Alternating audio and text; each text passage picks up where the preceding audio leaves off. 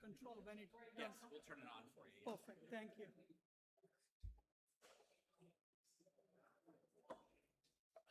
All right, we're gonna use this thing.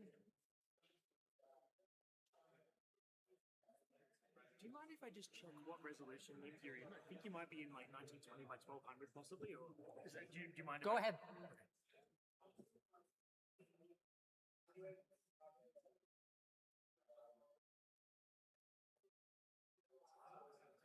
You're running at a high resolution, is that the?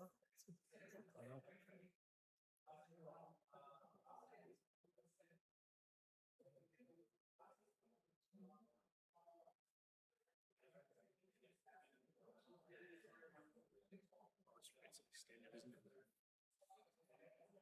I'm just sharing the PowerPoint. Oh, that's why it was that size. Okay. Okay.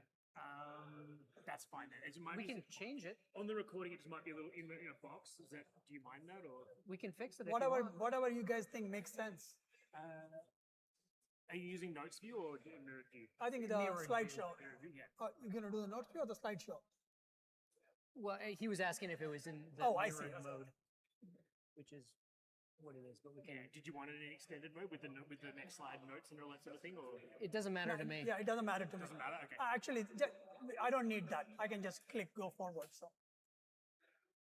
It might be easier to set it up that way. So. whatever makes sense.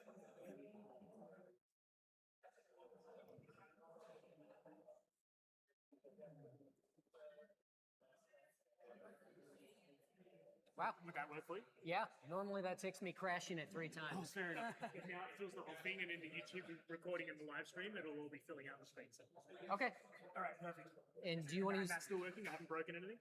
I don't not have like working. the dongle for that or Oh, whatever it we needs. should ask And you somebody. don't have any demos or anything, right? No demos. It's just the slides. Yeah. Perfect. All right. Do I- leave it like that. This doesn't work. Just so you know. You need to plug it in. Like you gotta, I don't you know. gotta- Is that Does it have a a thingy? USB? Let me go you ask. need to get an adapter for it. Unless you put USB, right? You don't have a USB? No? Don't think so.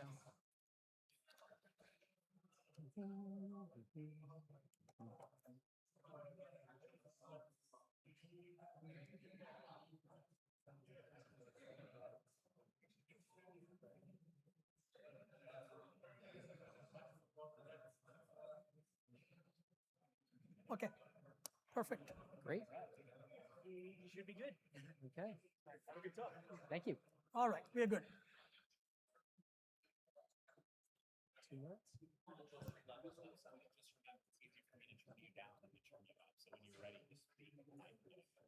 Okay. Okay. And I'm going to pull yours up just a little bit closer to you.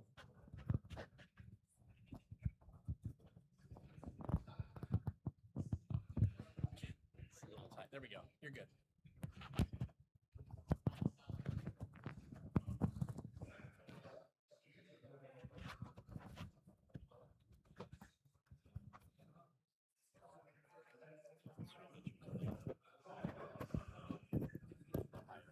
As well. This is closer. All right. Since this is a, Mm-hmm. We'll get it there.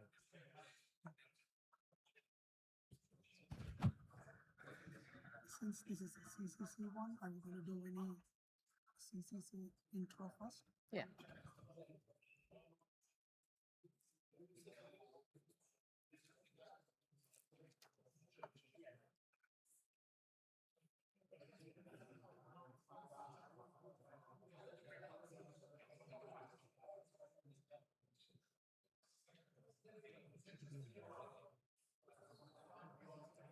Indian.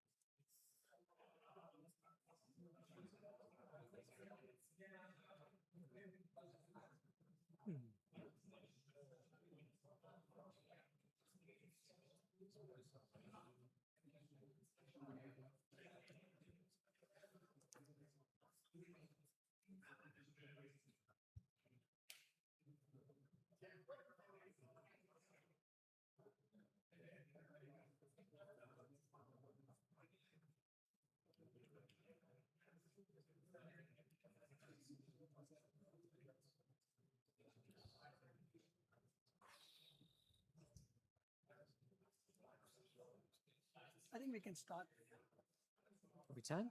45, right? Sure. Yeah. Fine. All right, welcome everybody to what I think you will find the best presentation so far. And I am not just saying that because it's indoors, but I'm sure you'll also appreciate the warmth in here. I know I feel the warmth of your company already. No, didn't like that? No? All right. Mike did promise to heckle me. Mike is the executive director of the Confidential Computing Consortium, and this is the consortium's session that we have here. And we thought, we could talk about the vast number of things that the consortium's doing, from our SIGs to our projects. But rather than giving you a laundry list of things, we thought, let's motivate the problem of why do we need competing companies to have a space where we can all work together? What kind of problem would bring us all together? So we've got one of these problems picked out, but we're working on a variety of things. And to help demonstrate this need and this ability to collaborate together, I'm joined today by an Intel fellow, Raghu Yaluri, one of the top minds at Intel. And this is a good example of one of the benefits of being able to work together in open source. Whether you are completely new to the community, you are very experienced in this space, you have an opportunity to learn from the best in the industry. And if you are a new person, you are bringing a new perspective to us that you might not be aware of the value of that. But we will learn more from you as a new entrant in the space than you might actually learn from those of us who have been working in this area for years. Later on, we will talk about how So we're with going that, to I'm going to secure turn and it over protect- to Raghu to start talking about one of the problems that we're working on together at the consortium. Right. Thanks, Dan. So forget everything you told about me, okay? How many of you have come to the last couple of confidential computing summits? Okay. I am not going to talk about Intel Trust Authority. I'm not going to talk about TDX, okay? Right now. I'm going to wait. Okay. I'm going to talk about something slightly different, okay? I'm going to talk about the evolving threat model for agentic AI. I'm going to talk about where confidential computing is going to help there. And then I'm going to hand it back to Dan to talk about what CCC is doing towards this one, okay? Any agentic AI presentation will have what is agentic AI slide, okay? I'm going to spend 10 seconds on this one. Agents move software from responding to acting. They have a degree of agency, and the agency determines how sophisticated your agent loop is, what kind of tools you're going to call, what kind of actions the agent is going to take. Okay, today, everything you hear about agentic AI, when it comes to reality, is still early to mid stage when it comes to autonomy. Okay, people are scared, people are trying workflows, basic stuff, but the goal, the intent is eventually it's going to get to more or less full autonomy, where human in the loop becomes not a mandatory thing, but on certain types of scenarios, it will be mandatory. But in most cases, it's going to be fully autonomous. That's where everybody wants to go. If you think about the threat model for agentic, okay, at the outset, agentic AI is software. So everything all the software professionals were doing with threat models, whether you're using the Stride or the risk management frameworks, all of that still applies today. But it's not sufficient. It's not sufficient for one reason. The threat surface for agentic is behavioral and cognitive and not binary. Agents are by nature non-deterministic. And that is a change the threat model guys have to accommodate as they enhance threat models today. Okay? Things like prompt injections, either direct or indirect prompt injections, hallucinations. If all you had was an LLM and you're talking to it, it is one set of problems. The responses are going to change. But when you add agentic AI to it, they're going to act. If the tool metadata changes, the tool output changes. When the tool output changes, the workflows change.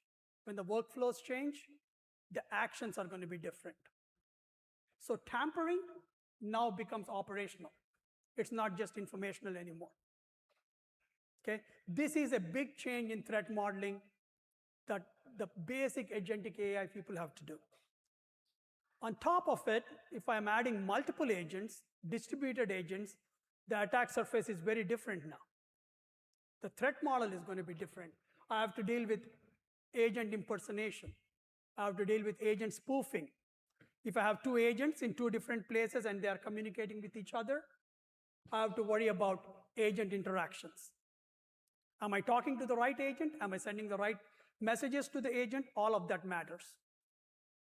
Orchestration, which is the core part of the agentic control plane, that needs to be protected. Imagine if the goal of the agent is manipulated. I have a situation where I can make these agents do what I want if I modify the goal for it. Every agentic control plane has long-term memory. Nelly was talking about it in her keynote this morning, right? Long-term memory is where attackers are going to insert silently things. It doesn't mean that the agent is going to suddenly change its objectives or behaviors. These things sit dormant in the long-term memory. And they're gradually going to change the objectives and the behavior, the personality, the soul of the agent. I don't believe the threat modeling guys have comprehended this well enough today. Okay? You look at any company, Microsoft, everybody is talking about long-term memory. How do we model it? What is in there? How do we isolate? How do we segregate? How do we have multi-tenancy? And the example that Nelly was talking about, what if the M&A didn't happen? How do I get rid of everything? All of that is something that's not modeled today. Interestingly, you look at the data elements that agents deal with, prompts, documents, outputs, credentials, secrets, KV caches, logs, everything. They are all sitting in memory in the clear when agent is thinking and agent is reasoning. It could be one agent, multiple agents, sub-agents. I'm just using the term agent very broadly here. And anybody who has privileged access to the infrastructure on which this is running, they can. All the attacks that I talked about can happen in this environment. You know, in the past, we used to call it data in use protection, and I actually like what Nelly said, data in mind.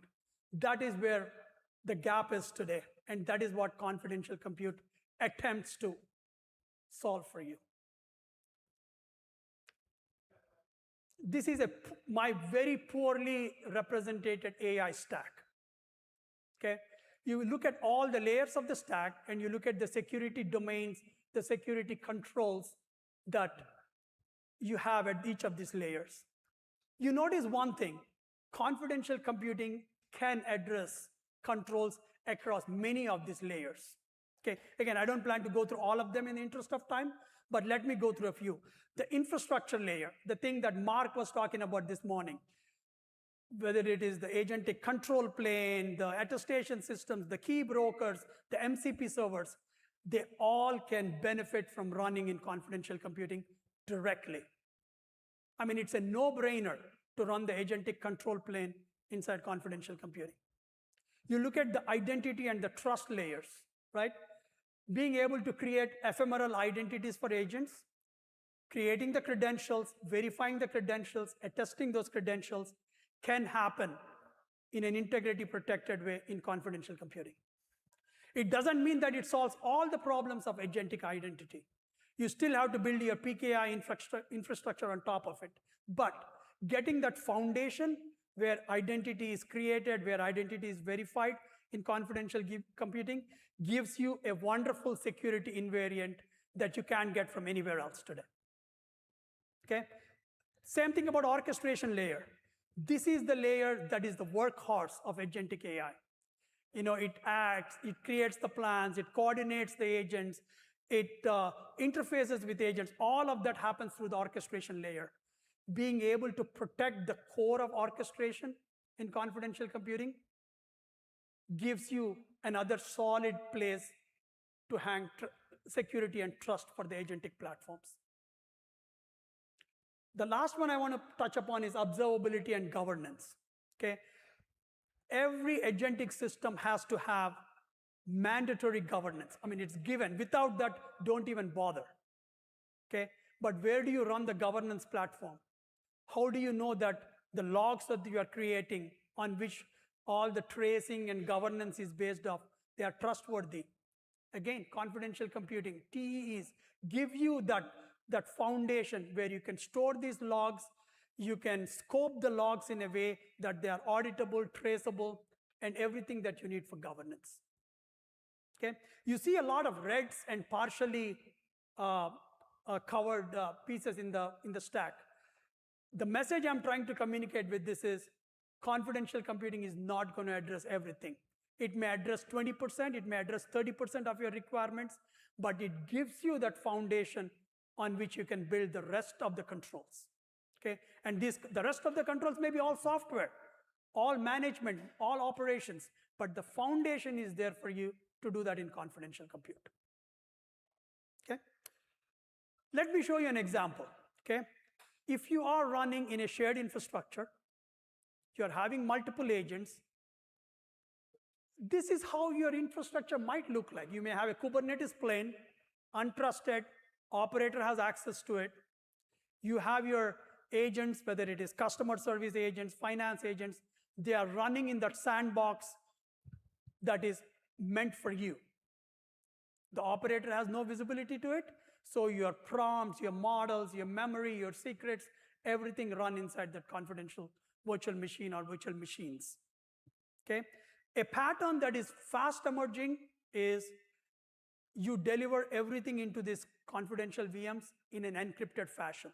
Your models, your agent runtimes, your prompts, everything goes encrypted in there. You have a key broker service, your key management system or secret management system that communicates with an attestation system. And based on the verification of that attestation, it's going to deliver the keys to the individual sandboxes that are running here. So your prompts may have their own keys, the models may have their own keys, your agent runtimes and any of the other components, they may have their own keys. But these are very scoped to a tenant. They are delivered just in time to that environment where they are decrypted. Okay? And then you get the confidence that my virtual machine or my confidential VM where my agentic AI systems are running, they are all protected. Okay? So this is that repeatable pattern that I was talking about. I guarantee this would be probably the most used pattern in agentic AI with the use of confidential computing. You have a key broker service that is going to attest the TE measurements. The workload and the agent runtimes get decrypted inside this one, and it's going to start making calls, tool calls, very scoped tool calls. The inputs and outputs of the tool calls are protected in confidential computing. It's possible that the tools can run in confidential computing. It's not required. But then the KV caches, the secrets, the embeddings, everything are protected in confidential compute. And finally, the logs. The logs are written with the identity of the agent, scoped with it in a confidentially protected environment so that you have the ability to audit and govern from there. Okay? This pattern is going to be implemented by people slightly differently, but the fundamental aspects of the pattern are going to be the same. This pattern guarantees that confidential compute end-to-end can happen. Okay? All of this is what we think should happen with confidential computing. But what is the CCC doing about it, and how are they leading efforts? That's what Dan's going to talk about. All right, now I bet all of you are so smart that you knew, even before we started talking about what the problem was, that you already knew the solution was confidential computing. But when we think about I thought I said enough of that already. When we think about all of the parts that we now have in play, so when we first started with confidential computing, it was taking a very complicated security problem and making it smaller by reducing the trusted computing base. We've kind of expanded that back out now that we've got GPUs, we've got multiple silicon providers, we've got complicated stacks.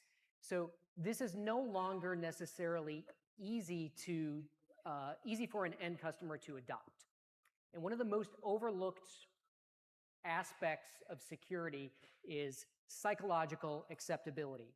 If you give your end users very complicated password rules, back in the old day, people would just write that down, and you would start to defeat the purpose of the security rules that you were creating. So similarly here, we need a way to make it easy for an end adopter to understand, is the report from the CPU linked to the report from the GPU? Is it actually measuring the software that I care about? I'm probably deploying this in some sort of cloud environment. If I don't trust that infrastructure provider, how can I assess everything that's going on in here? Now, usually the easy answer for anything in software is once we get it standardized, then it's easy for people to adopt.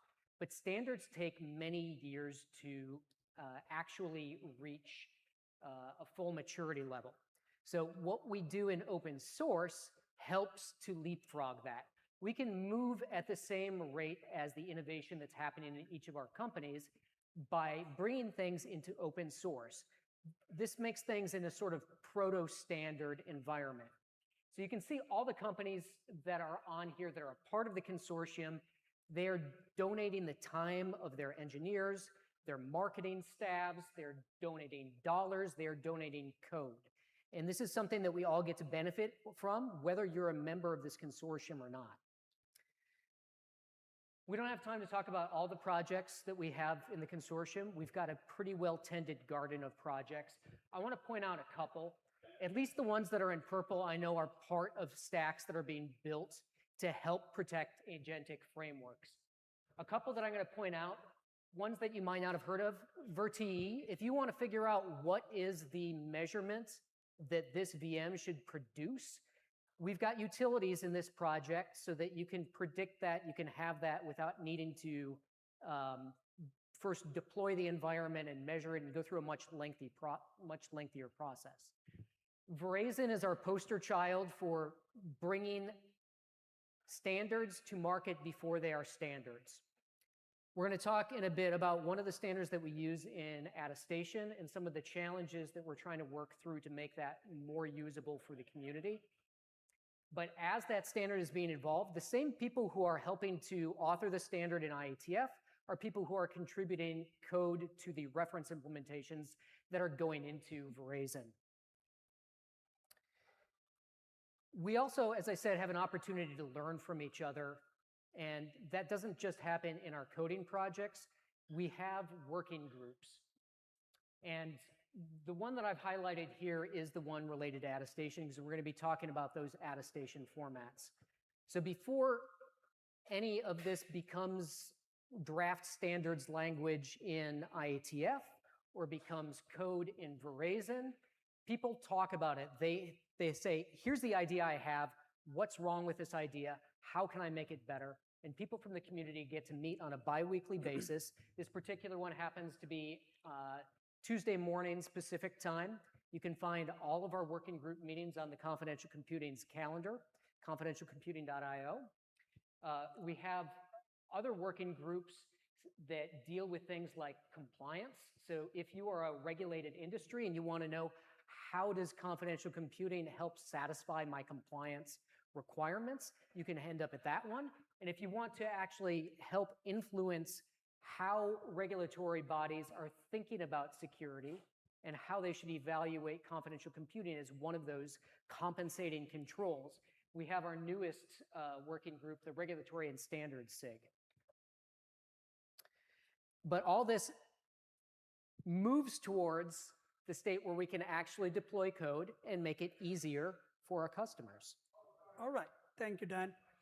One of the things we started with Microsoft, Intel, and NVIDIA about 7-8 months ago is to address the fundamental question, how can we make it easy for a developer or a user of confidential compute to make the attestation process simpler? Okay. Today, prior to this, again, I'm going to take Intel TDX and ITA for a second here. If you did that, you had one workflow for doing attestation to CPUs. Okay. And you had NVIDIA GPUs on the platform. There was another workflow for NVIDIA GPUs. Okay. We tried to answer the question, can we make it simple for a user so that there's one workflow, a composite or a unified workflow that makes the attestation process simple? Okay. And what that meant was you had to agree on an attestation format so that as a relying party, your relying party could be a key broker, a governance tool, compliance tool. It needed to have one way of processing claims that came out from an attestation system. So the three companies got together. We started working on what we called a composite attestation format, which had 3 or 4 pieces to it. The first one was we needed to show a way that I have 4 NVIDIA GPUs along with X number of Intel CPUs supporting confidential compute, and they are bound together. Okay? And then each of the individual components had their own set of evidences and own set of verifications. So here is the one which shows they are all bound together, and here is the TDX claims, here is the NVIDIA GPU claims, and the fact that it's a confidential virtual machine running in Azure, you have the CVM, the confident virtual machine claims. Okay? All these are bound together. They are all represented together in one EAR format, which is the EAT attestation report format from the IETF, from TCG. Okay? And we put this draft of this composite attestation into IETF as a draft, and our intent is to make this an RFC. Okay? But there are some requirements for that to happen. We need to get in front of the CCC attestation SIG, make sure that it is community vetted, it is vetted with the CCC community. I'm sure it's going to go through some iterations as Google and other big confidential computing players start providing their inputs into this thing. And our intent is in the next 6 months to 1 year, drive this thing towards an RFC. Okay, so that attestation providers, attestation verifiers like Microsoft Azure attestation, Google attestation, Intel Trust Authority, Verizon, Trusty, all the verifiers that are there will write this format as the output coming out of those verifiers. And that way, if you are a relying party, doesn't matter whether you are A or B, you write to this format. You don't need to write to 10 other formats. Okay? And that's the value this is going to bring, and that's what we are driving towards. Okay? And the intent is we're going to make this as usable open source code so that once you implement this format, everybody can get it. Okay? Let me just wrap this up so that we can now. So the thing that I want you to take away from this session is agent autonomy expands as runtime trust becomes very measurable. Okay? So you can imagine a day when everything is confidential by default. The agentic platform is going to be running in end-to-end confidential computing. Memory is fully encrypted. The KV caches, the secrets, everything that the context windows, all of them are in this confidential environment. Compliance is going to be driven out of a solid foundation that's built with confidential compute. And the agent-to-agent collaboration, which is a big part of agentic systems, will be able to be in a trustworthy fashion as well. Okay, and CCC is going to be very integral to the way we build out the agentic platform in confidential computing, and the blueprints and the reference architectures that are going to be coming from CCC will vastly benefit the community towards that process. Okay, with that, I don't know how much time we have for questions, but happy to take some questions.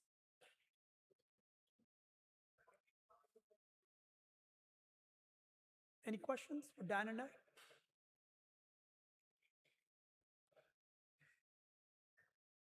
Okay. What? Okay, go ahead.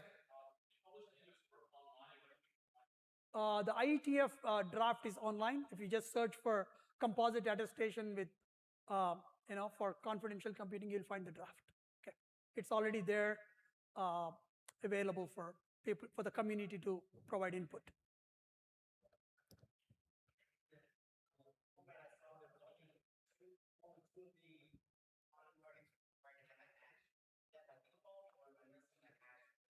No, I didn't have the space to put the entire thing. The online document has a full example with 8 GPUs from NVIDIA and the entire CVM set of claim, the evidence, as well as the claims from the verifier. Same thing for the TDX as well. The evidence of the TDX platform itself and what the Intertrust Authority verifier put out as claims. All of that is there. Any other questions? Yes.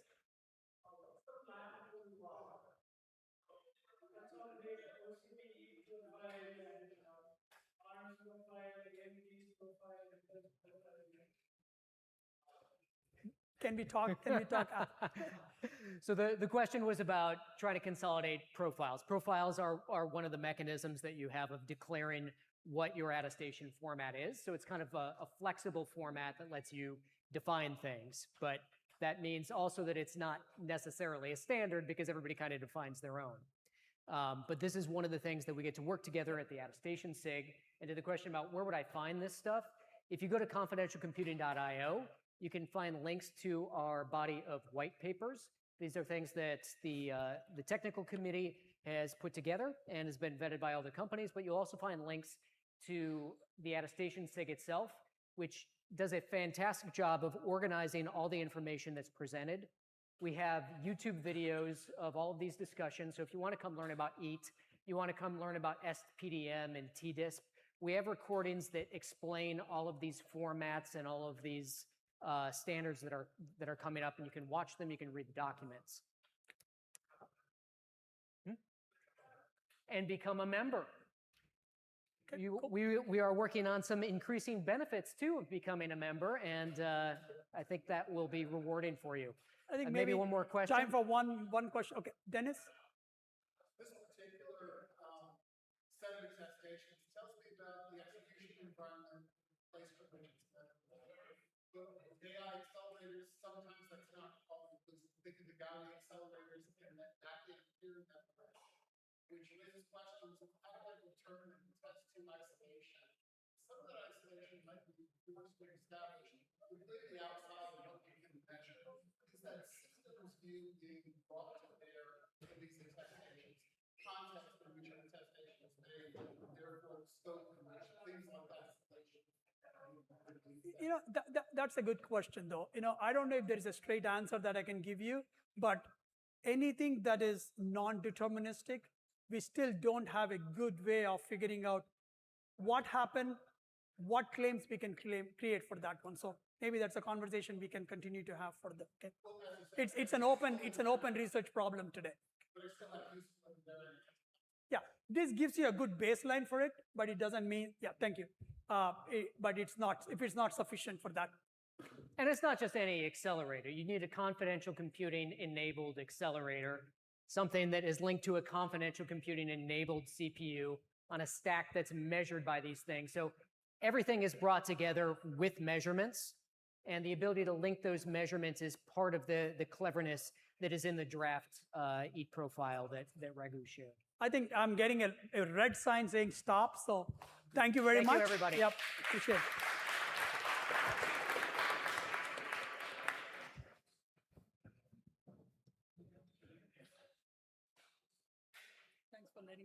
letting us use the laptop. Yeah. I don't know what kind of malware is on there now, but Yeah, I'm sure it's great. It's Intel.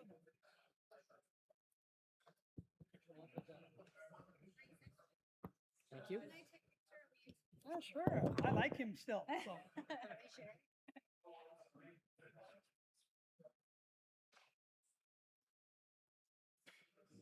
Thank you.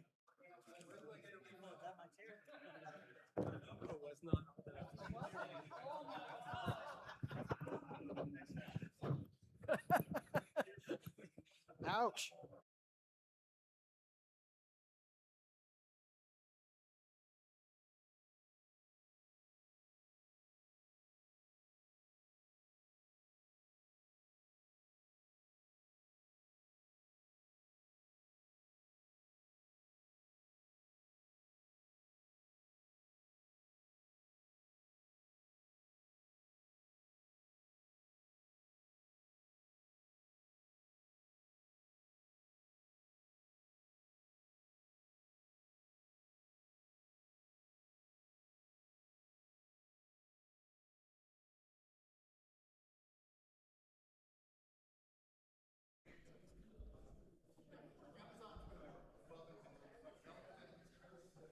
Is that all you need?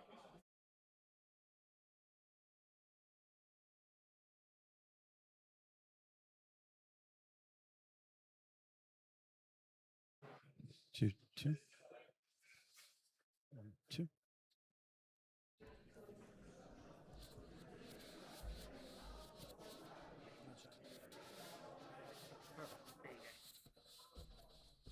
Can folks hear me? Our sound guy will just Okay, get all the right. video sorted out for you and we just get started in just a moment. Thanks, Andy. Yeah, you power. Okay, I'll go over there then, or I'll stand here.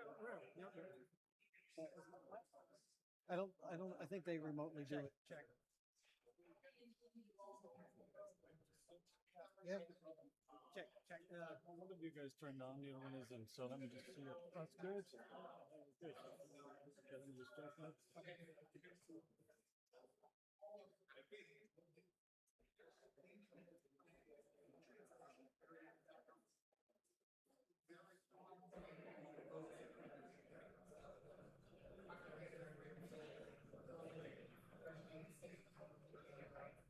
Go to slide two. Go to one more with my site, not all clouds are workload ready. And then the other one is, so there you go. And then why this is urgent now. Okay, perfect. Yeah. So I'll hand over to you for those two, Yep, right? yep. Okay.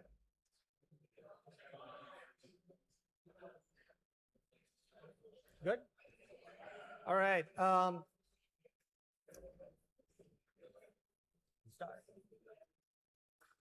Good afternoon, everybody. Can you hear us? Good afternoon, everyone. Is this working? Maybe a little bit louder. All right. Can you hear me? Yeah, I think it's. Let's go a little louder then. Good afternoon, everyone. I'm Deepak. I'm from Microsoft. I'm joined by David Harmon from AMD. Today, we're going to talk about what happens when confidential computing leaves the cloud and moves closer to where the data is generated, utilized, and where there's increasing regulatory demands for workloads to remain on premises, and a lot of use of AI is being done on premises. Confidential VMs have become a proven pattern in public cloud. The question we're exploring is, how do we bring that trust model to sovereign environments, edge deployments, factories, hospitals, retail locations, and even disconnected sites? That's where AMD SEV and Azure Local come together. With that, I'll hand over to David to kick us off. Thank you, Deepak. Everybody hear me all right? Perfect, good deal, welcome. You're not gonna hear anything new from me today. Everything that's from the keynotes to the different sessions that I've heard, it's awesome to hear the confidential compute conversation continue on. At the end of the day, what AMD has done, specifically with Azure Local here, is what we've done in the cloud. I mean, right now, I think we are the #1 geo with Azure, specifically confidential VMs, geographically positioned globally. that same solution that we've done on AMD SEV, otherwise SEV, secure encrypted virtualization, we're taking that into an Azure local perspective.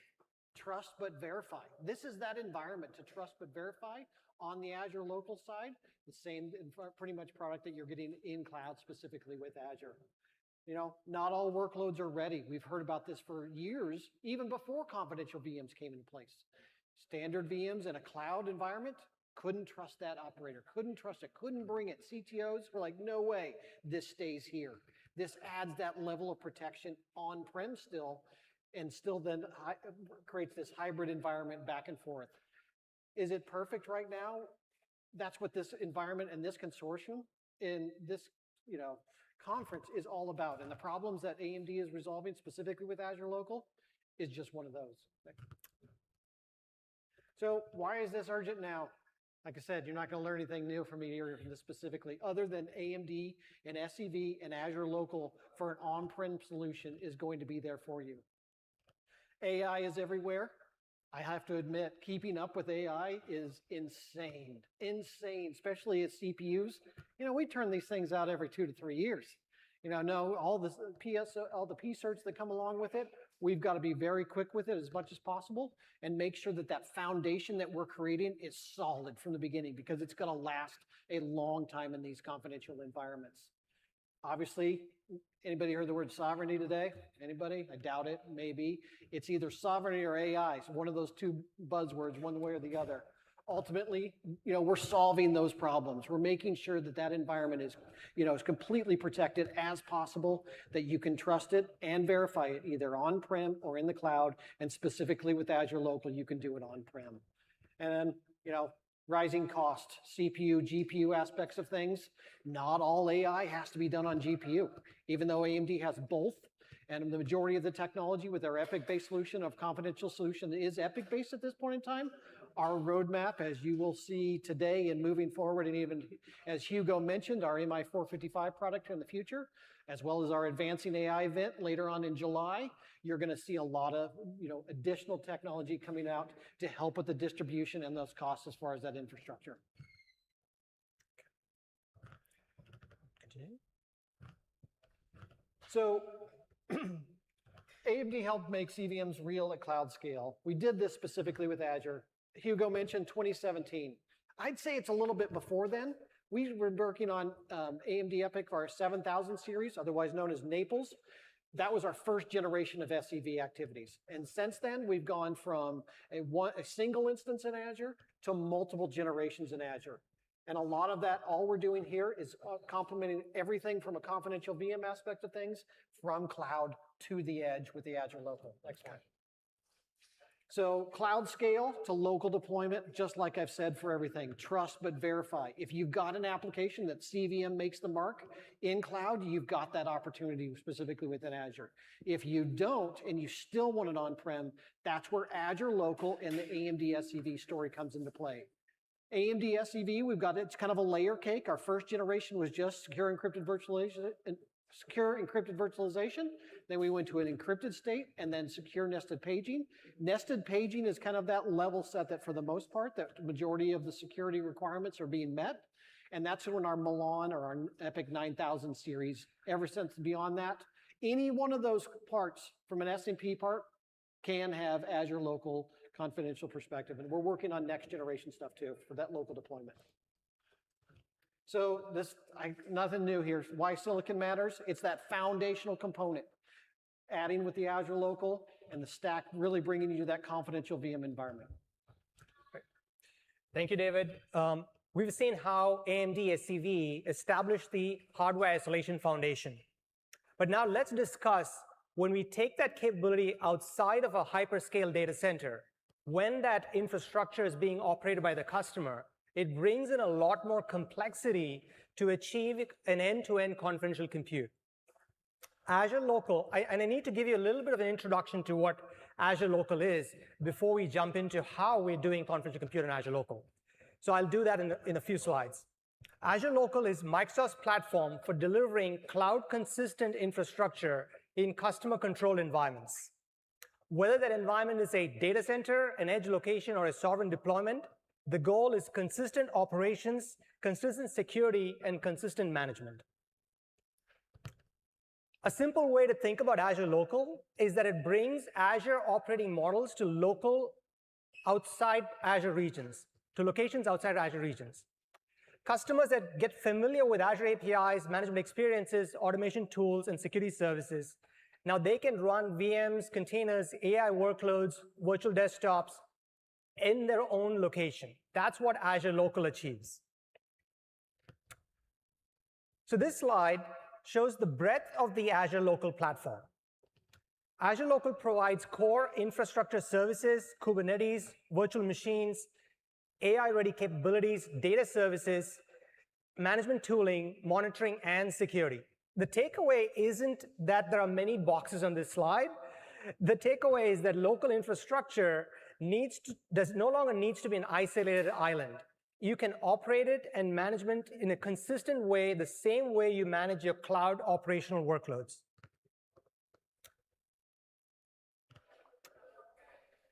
One point I'd like to emphasize is that local does not mean lesser.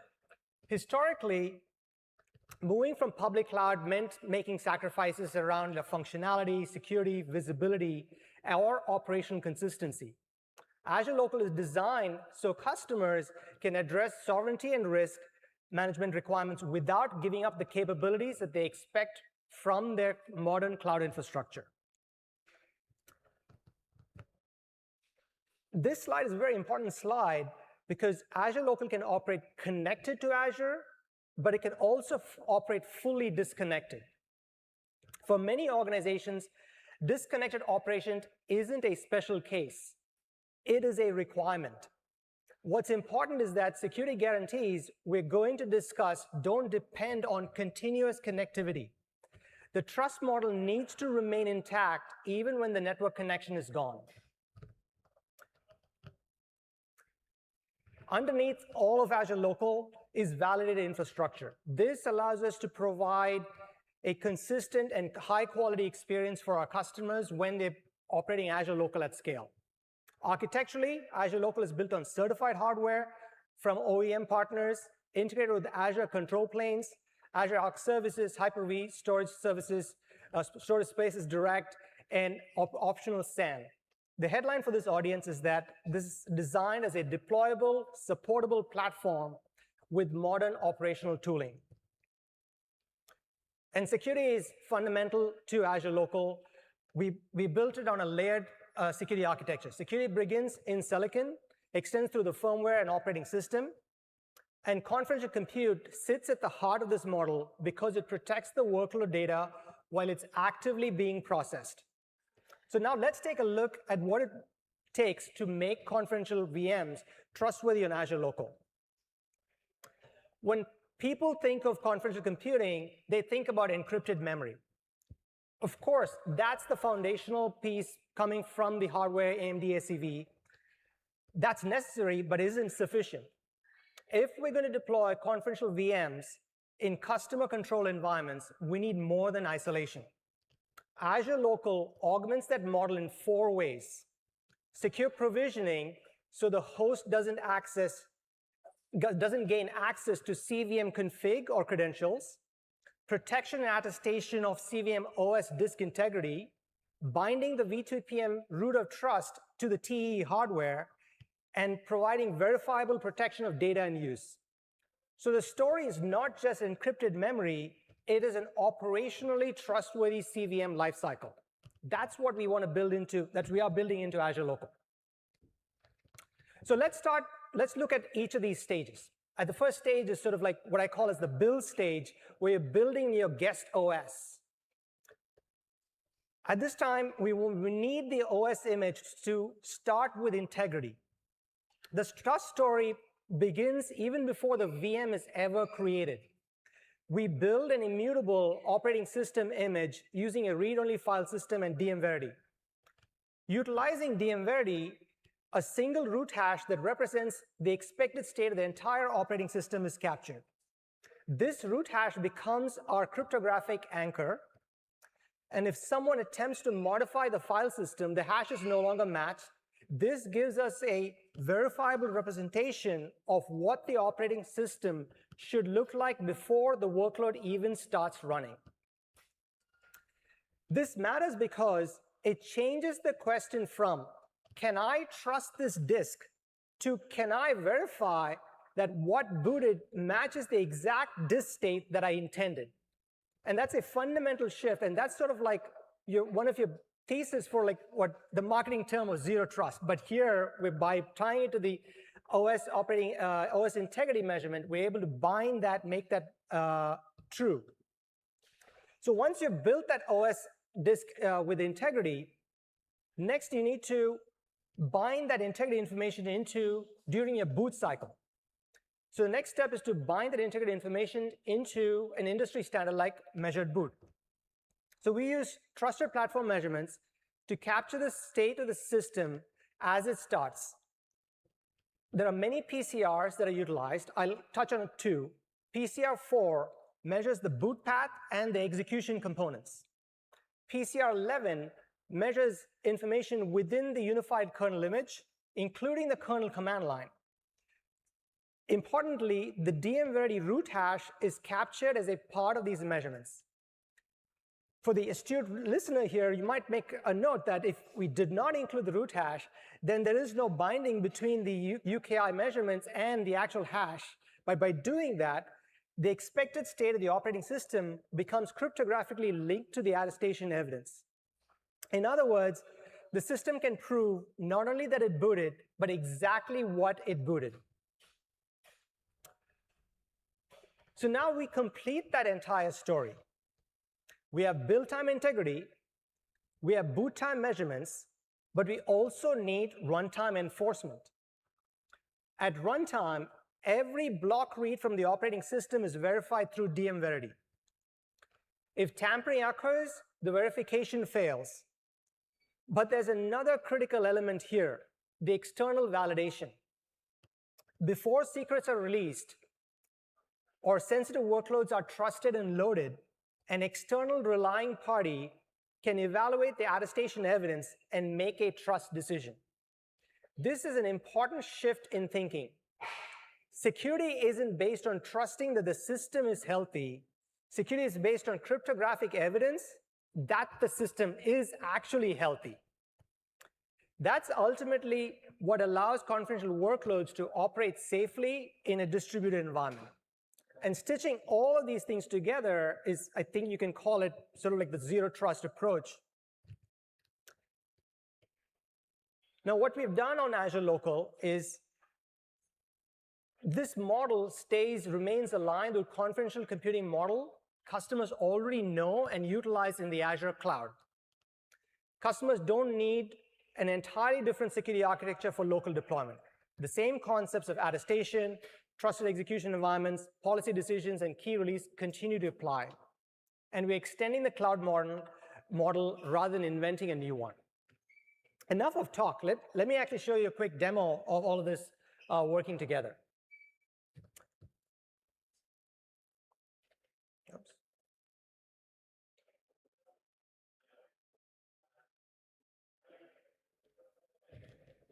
So this is an application that we built, a sample application that we built. It loads only in trusted VMs.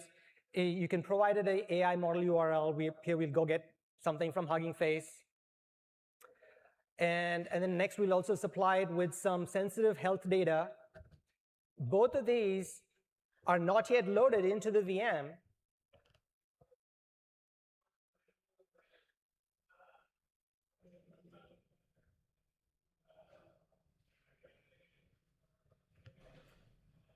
And the application, the workload is performing, going to initiate an attestation. What we're just showing you is that there are no files in that location, so the model or the data has not been downloaded.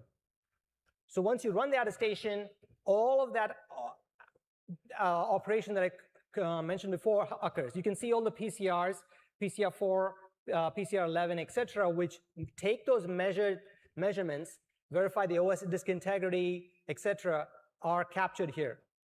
And then we also compose all of that into a unified message or composite attestation, which shows it is SEV, SNMP from AMD, and then there's also an edge compliant CVM. That stitches all of this together, and of course the specific AMD EPYC chip, the Genova silicon chip, and that shows the attestation completed. So that shows the attestation is successfully completed, and as a result, the workload then goes ahead and completes the operation of downloading those sensitive data in the AI model. In a future presentation, I'll also show you how we use a relying party to obtain the key to decrypt the AI model and decrypt the sensitive data that we just downloaded. So even though the data is downloaded, it's still stored in an encrypted manner, and it's extremely important that the decision making occurs outside of the CVM itself, using some sort of a trusted relying party that exists outside of the CVM.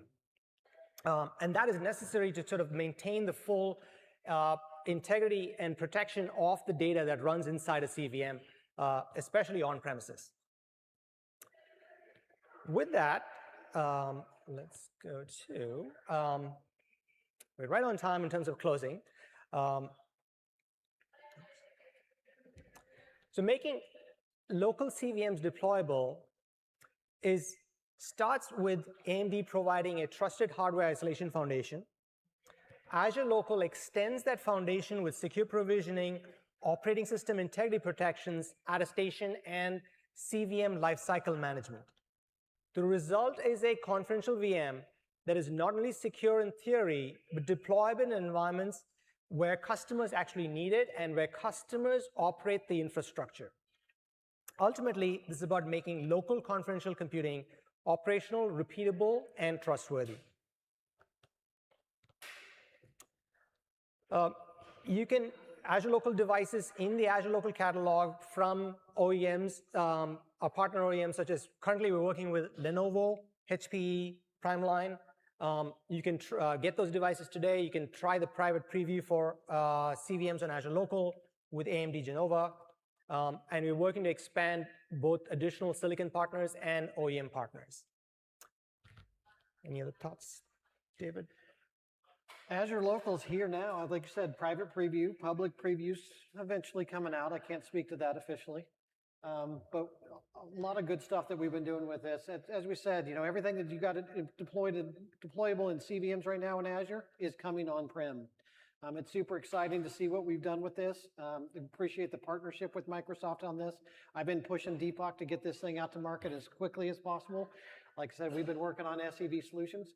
The boring thing about this whole thing is, you know, as we've talked about this being kind of the year, 5 years from now, this is going to probably all be default. Standard VMs of today will all be confidential VMs. It's just a matter of teaching the ecosystem and making sure how to deploy these and making sure everybody can have their trust and attestation processes in place. So it's amazing what we're doing today, but it's even more amazing where we're going with some of this technology in the future. We'll have some time for questions. Happy to take any questions. Go ahead.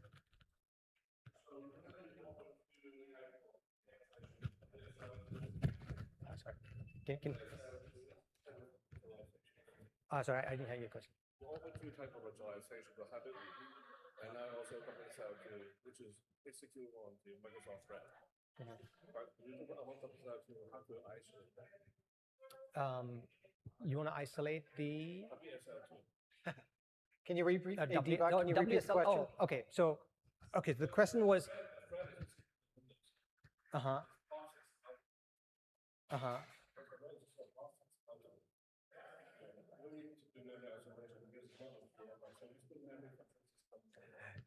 Yeah, I think the question was about WSL and like wanting to isolate. So yeah, that's a good question. I think that's a little bit outside of the Azure Local space. That is more in the Windows 11 space where we have WSL. That's a good question. I'll definitely follow up offline. And here, in the context of this talk, I think we're talking about Azure Local. Definitely will follow up offline. I couldn't understand what are the solutions for the attestation verification. So Is it all Yeah. So question was, what are the attestation solutions that work disconnected? Yeah. So today, the reason why we're doing this OS integrity because it allows us to take a measurement of the attestation at boot time, and it retains that measurement during the boot lifecycle of the VM. In the future, for continuous measurements of attestation, even during the lifecycle, we're looking at an offline attestation service, which will run. The SKR, we are looking at bringing that offline. Yeah. And there's certain sort of like, I think previous talked about like how you got to bootstrap it with a cryptographic key, etc. So yeah, we're working on that. Obviously, the QR code, you can see the certified solutions. Another one is a resource from the AMD side, is developer.amd.com/SEV. I know that's a lot of words, but it goes into a lot of the hardware specifics as well. I mean, the hardware is kind of the boring part once you get past what you guys are doing from the Azure Local and the software solutions. If you have any other questions here, please come up or find us in the hallway. Thanks for your attendance. Thank you, folks.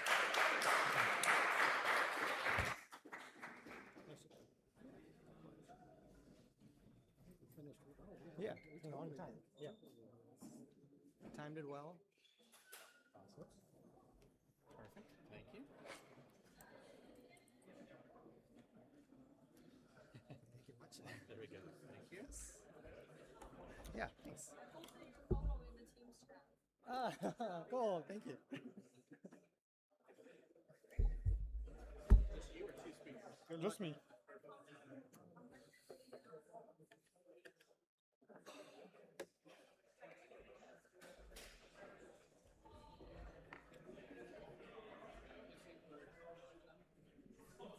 Yep.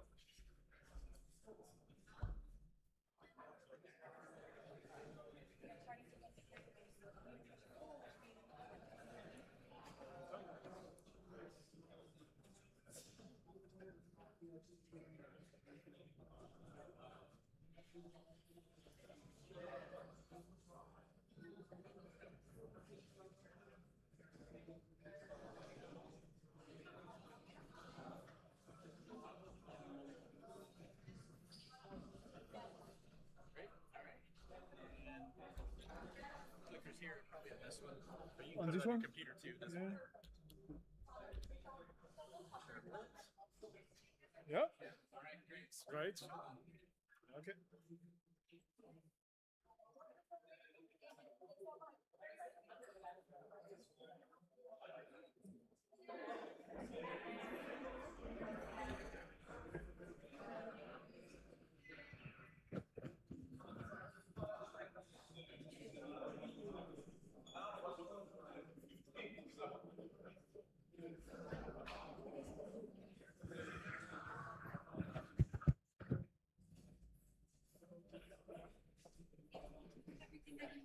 Yes, I have everything. Did you guys check the slides already? Yes. All right, good. Yeah, Best of it's luck. all set. Thanks.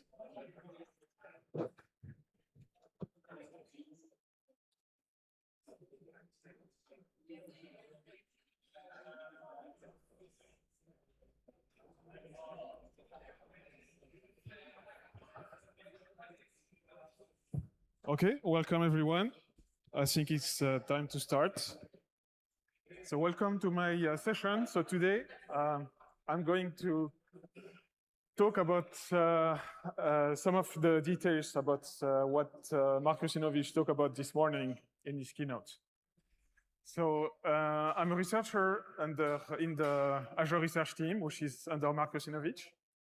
And I'm going to explain exactly how we can move towards digital sovereignty on public clouds. So, okay. All right. So first of all, if you don't know about what is exactly digital sovereignty, so it's a notion that actually is quite broad and a little bit underspecified, and it covers different dimensions. But some of the main dimensions that are commonly understood, the first one is data sovereignty, which is maintaining the legal authority and control over your data. And some of it is actually a bit of a legal construction, right? So you want to make sure that your data, for instance, is stored within a particular jurisdictional boundary. And that's typically also called data residency.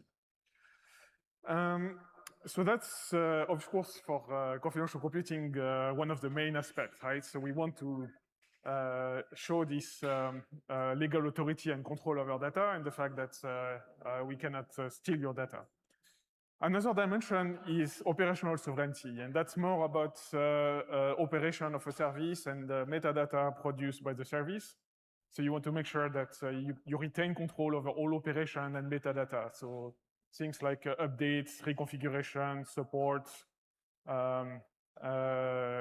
maintenance, operations, all of that would fall under operational sovereignty. And the last dimension is actually about availability. So one of the common things that people can be worried is making sure that their service remains available. And that one actually is the one that I will mostly not cover. So if you're really focused on being guaranteed that you cannot, no one can pull the plug on your service, what you want is probably actually something like Azure Local Disconnected, which will give you this kind of guarantee. So autarky is not something that we'll try to address, but we want to address data sovereignty and operational sovereignty. So the way that we address this today, the common way is that we build sovereign data centers. And what's wrong with that? So the biggest issue is that building dedicated infrastructure is very expensive. And especially, as you can imagine, if you want to build dedicated infrastructure to run the frontier AI models, then it's essentially prohibitively expensive. And also when you build like dedicated capacity, you get limited scalability, of course, right? You cannot overbuild because of the cost. And it's also, in a way, resource inefficient, right? So you're paying a lot of money, but most of your capacity is going to be unused or not optimized, as opposed to capacity that is built in the hyperscalers and the public clouds. So in terms of sovereignty, there is some interesting challenges that we really want to address when we look at sovereignty on public clouds. And one of these is what is kind of the extreme version of sovereignty. And that's typically in the defense or intelligence industry. And there you want to enforce this strict isolation of your environment. And typically you use physical devices, which are called unidirectional gateways or data diodes, to make sure that you can actually control the network traffic that goes out of your environment. And the reason that this is important is because in the extreme, you want to get kind of sovereignty guarantees, even in the case where your workload is compromised, right? So you assume that some of your services running in your on-prem environments could have been successfully compromised. And in a way, this diode is the last line of defense to make sure that you cannot exfiltrate, as an adversary, you cannot exfiltrate your data out of this environment. So the challenge that Mark gave us, the research team, in a way, is can we achieve some technical guarantees in this very strong threat model on public clouds? And we want to kind of build on existing confidential computing capabilities. So if you think about confidential computing, what it provides you is isolation of a workload from the rest of the infrastructure. And what we want to do is extend this concept. So what we want to do now is we want to give you a full execution environment which provides similar guarantee to something like self-hosted, air-gapped environments. And we want to also keep this idea of a threat model where we want to go beyond the traditional threat model of confidential computing. So we want, for instance, to assume that some of your confidential services may actually have been compromised, right? So there is some bug in the code that an attacker can exploit. And they can essentially gain full execution control over one of these TEs, which are parts of your environment. And their goal then is to be able to try to exfiltrate data out of the environment. So that's where we introduce this new concept of virtual data diodes. And so that's going to essentially act as this last line of defense to make sure that even in the presence of compromised TEs, we can actually stop exfiltration of data from the environment. So yes, so why is that difficult? Well, one of the problems is that confidential computing attestation is not strong enough, right? So if you go back to the goals about data sovereignty, we had this residency, and I think this was also touched in the panel this morning during the keynote panel. So how do we actually prove that a particular workload is running in a particular jurisdiction, for instance, right? Because attestation tells you that this particular measured workload is running on a genuine Intel or AMD or NVIDIA chip, right? It doesn't tell you where it is running. So that's something where we need to do additional mechanism to actually be able to tell you that it's a workload that is actually running in this German country or something like that. Another problem that we are also quite concerned about is that if you're following the academic literature, there have been many successful attacks using physical attacks to extract attestation keys out of CPUs. And that's something that, of course, in Azure, we are very concerned about this. Because when you have, for instance, a successful attack that extracts attestation key from Intel quoting enclave, then you can essentially pretend that any workload that you want to impersonate is running on that CPU, and even if it's running outside of Azure. So you can kind of elevate an attack that is on the local CPU that you own, that you can attack physically, into something that can be translated into an attack against a workload running on Azure. So that is one class of problem that we want to address. Another kind of problem that we want to address is this idea of how do you prevent data leakage out of a compromised TE? And that's also quite a difficult problem because TEs, and in that case, I'm talking about VM-based TEs, right? Like SCVSMP, Intel TDX, ARM CCA. They have actually a somewhat large interface with the host, right? So they can do hypercalls, they can trigger interrupts, they can have access to paravirtualization channels like VMbus. And all of those, actually, if you are controlling the code in the TE because of a successful attack, as I said before, you can actually turn these channels into covert channels. So here we assume that, for instance, you're a very strong attacker, you have successfully compromised a particular workload, but you're also, for instance, controlling or you have access to the hosts underlying it, right? And then you want to essentially exfiltrate the data out of the TDE. And you can, for instance, use hypercalls to create a message that would be visible to the hosts, and that would allow to create these secret channels to be able to extract data from the TE.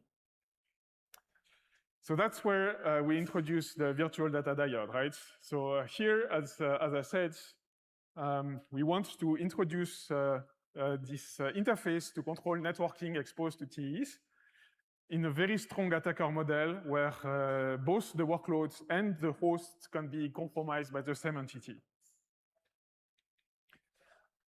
So we have actually we had a lot of internal discussion on how to actually implement that. So one, if you know about SCVSMP and TDX, they actually offer some mechanism to able to partition a VMT into sub-components. So for instance, with SCVSMP, you have VMPLs, which is gives you like different trust levels within the same confidential VM. On Intel, you have the TD partitions, which is a similar concept, right? So you can split TDX trust domain in multiple sub-TDs And you could try to essentially run the virtual data diode in one of these trust levels and the workload in another. But the problem is that this is somewhat brittle, and also it has some unfortunate consequences, right? Because in particular, you need the data diode to be more privileged than the workload. And that means that you are actually able to extract or to read the workload memory from the data diode, which from our point of view is not desirable feature. So instead, based on the observation that you have the VM, the workload to hypervisor interface, the way that we have decided to solve this problem is that we have decided to trust the hypervisor. So we are going to essentially split the host and the hypervisor into different components, and we're going to provide additional attestation on top of the confidential computing attestation that is already provided by the CPU for the both for the virtual data diode TE and for the workload TE. And we are going to also provide TPM-based platform attestation of the hypervisor only, right? And eventually, of course, that will drive us towards a model where we want to make the Microsoft hypervisor open source. So note that this is only possible, actually, this is not possible on KVM, because KVM is a type 2 hypervisor, which means that KVM runs inside the host. But on Windows, it's actually one of the very nice security features of Windows. The hypervisor is a type 1 hypervisor, which means that it runs actually under the host. So that enables us to build this new capability. So I'm going to say a few more things about attested hypervisor because we have also additional reasons to build this capability. So one of the additional reasons is side channel defense. So there have been a lot of successful attacks against TEs that relies on malicious scheduling or malicious resource management, right? So a very classic example in the academic research literature is single-stepping attacks. So you want to execute a VMT for a single instruction, and then you can actually observe a lot of information about what the VM is doing. And by actually attesting the hypervisor, we can prove to the customer, to the tenants, that these side channel attacks are impossible. So that's actually a very nice benefit. So this also is the other benefit that I mentioned, right? So we can associate TE attestation with a platform attestation, which tells you that it's not any random CPU that you are giving you attestation. It's actually a CPU that is attached to a good platform running on Azure. The third benefit, again, is solving this issue of attestation provenance, right? So if you want to impersonate a workload attested on Azure, you need to compromise both its CPU attestation key, like its vSec certificate for an AMD CPU, or its PCK certificate for an Intel CPU, and also you need to compromise its platform certificate from the Azure platform TPM.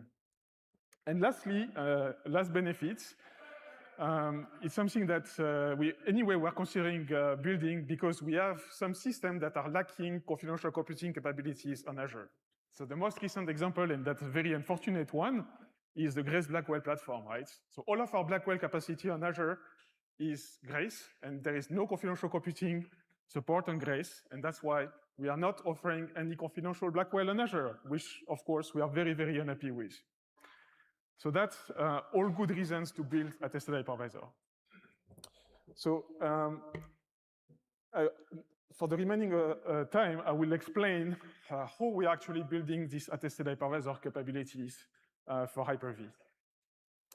So the goal is that we want the hypervisor identity to be rooted, as I said, in the platform TPM.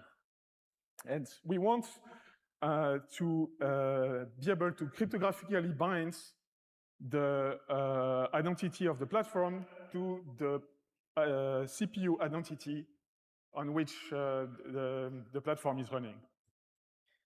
So that's kind of the important for the provenance goal. And a very critical goal is that we also want to make sure that the platform TPM is only accessible to the hypervisor, which means that we actually are going to remove the access to the physical TPM from the host. And that actually is going to introduce some constraint because there are many security mechanisms on Windows that are based on the platform, right? So if you probably know about BitLocker, there will still be the secure boot capability of the host that you want to preserve. So we have to solve all of that. And that's kind of is related to the compatibility goal. So we want to make sure that all of the security features that we have on our host operating systems, they continue to work. Okay, so how exactly does it work? So the very high level is that we want to introduce this new attested hypervisor TCB. So we are going to have the UEFI, right? That doesn't change. So that's the first layer of the boot process. And that's already start writing initial measurement for the UEFI into the physical TPM. Then we have the boot manager, which is going to initialize the Windows OS loader. And at that stage, this is where we want to essentially split the boot process. So all of these green components, which includes the hypervisor loader, which is going to load Hyper-V, and the VSM loader, which is going to load the secure kernel, which runs in the virtual trust layer 1 on Windows, are going to be measured on the physical TPM of the platform. But for everything after that point in the boot, so basically when we start booting NTOS kernel, which is the Windows kernel, we are going to rely on a virtual TPM, which is going to look like you were continuing to boot normally, but it's going to use different measurements which are not stored on the physical TPM.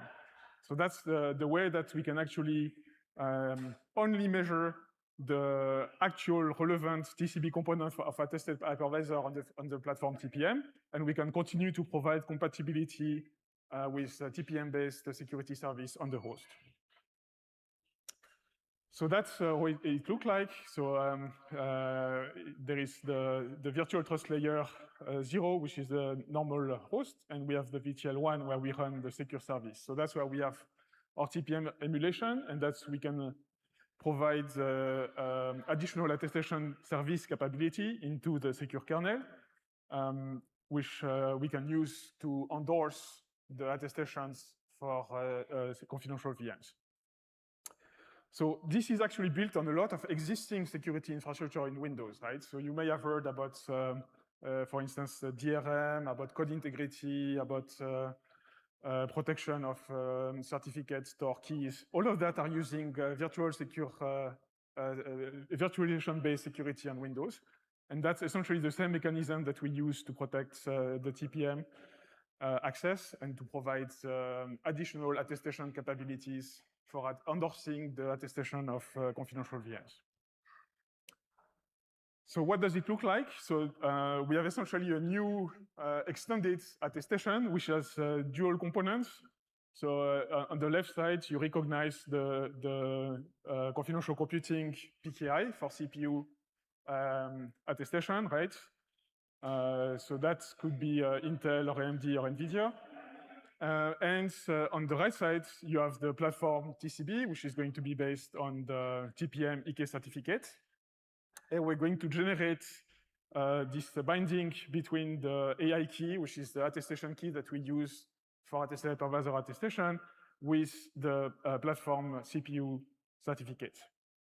And that gives us like a CPU report, which is the actual confidential computing attestation, which is endorsed by attested hypervisor using this AI key. And that gives us all of these extra guarantees that I was talking about, right? The fact that you verify that it's a workload running on a good Azure platform, the fact that it's running with a honest hypervisor that is not going to do any side channel attack against you. And also it enables the last thing, to go back maybe to the original topic of virtual diodes, that we can, using attested hypervisor, introduce shared memory between TEs, which is not a feature that any CPU today offers.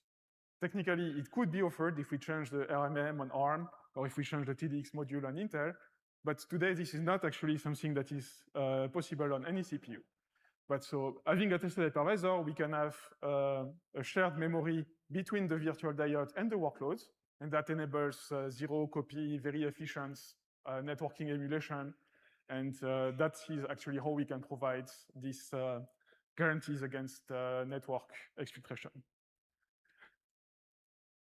Okay, so I'm almost done. I have to watch the time because I'm part of the panel in the next session. So to go back to this idea of confidential tenancy, right? So just having this network boundary is, of course, a very important component to be able to provide sovereignty on public cloud, but it's not actually sufficient, right? So what we want is to give something that is more like the normal cloud experience in this confidential tenancy, right? So that means that we need to introduce some private copies of concepts which are normally standards in any Azure account, right? So for instance, identity service, right? So identity service controls how you can access and configure all of your confidential resource. So if you want to have operational sovereignty, then you cannot rely on the public cloud identity service, which are, of course, operated by the cloud service provider. So you need to basically create confidential computing instances which are private for you and that you fully control so that you can administer your resource. And it's the same for keying, right? So you don't want to rely on any Microsoft managed keying service because, of course, you would have to, these are not bound inside your network boundary, so we can actually decrypt data from under you in a way that would be invisible to the diode protection. So these are kind of critical services that have to be replicated to give this full security experience. And there are some additional services that we need to do, like just for normal cloud operations. So you need, for instance, to be able to extract some of the logs which are produced by your resource so that they become visible to the public control plane of Azure. And that could be both for maintenance operation, for diagnostics, and also for billing. So yeah, I think that's, I hope that gives you at least a good overview of how we are planning to address sovereignty on public clouds. A lot of it, we are still in the research phase, so we have some initial prototype for attested hypervisor, for diodes, and we've been working actually with some of the national and supranational organization in the defense and the intelligence sector, because if we can convince these organizations to use public clouds for classified data, like secret data, top secret data, then I think it should be a very strong signal that this is basically good enough for any sensitive data that you want to run on cloud. But I mean, it's more like you want to run it on-prem, but it's too expensive to run on-prem, or you can't run GPT on-prem, so you have to run it on cloud. So that's basically is going to be our solution to that problem. Yeah, I think that's it. So I hope that it clarifies what Mark explained this morning when he was talking about confidential tenancy. So this is the direction that we want to move. It's going to take, of course, some time to actually deploy and integrate all of the change, but that's where we want to push the boundary of confidential computing so that instead of being a place where you run a single workload, you can think of confidential tenancy are more like a full execution environment that give you guarantees that are as good as air-gapped or fully local environment. So we have a little bit of time for questions, but as I said, only one or two.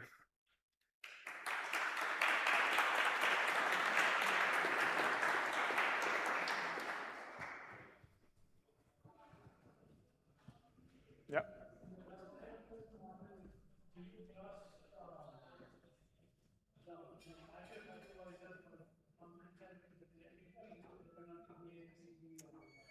Yes, so let me clarify that.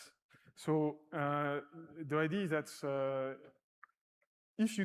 if the workload is not compromised, then you don't trust the hypervisor for confidentiality of data. It's only in the case where the workload, so the TE, is compromised, then you trust the hypervisor to make sure that the data cannot be exfiltrated out of the TE. That's the threat model.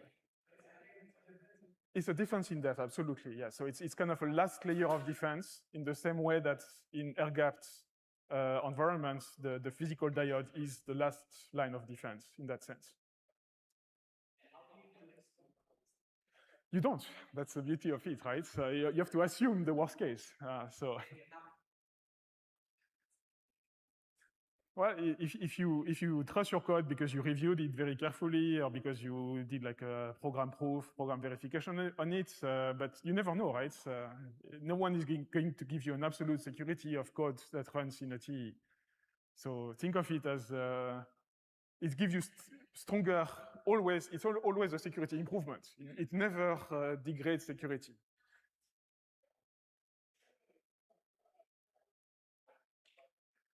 Okay, so if that's it, thanks again.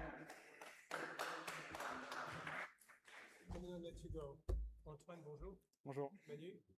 I'm based in the US. Okay. I talked with Mark this morning. Yep. He told me to talk to you. Yes. Because so we are part of the CCC. Okay. I'm not gonna. I know you have to go. Yeah, I'm I not have to gonna go. hold you too long. But we have the. Thank you. NATO Diana startup. Okay. The mesh, which is the infrastructure we're building, is a NATO recommended standard. Okay. Built 100% on confidential computing from the chips up. Okay. And it's a complete global infrastructure that automates decentralized identity and cryptography for all kinds of entities. Okay. And so when you mentioned that, of course, you need an identity service that is independent from the cloud provider, Yes. you need to have a universal global identity service that can Okay. map humans, organizations, physical institutions, and all the giant chains. Okay. So come to me at the end. Yes. Okay.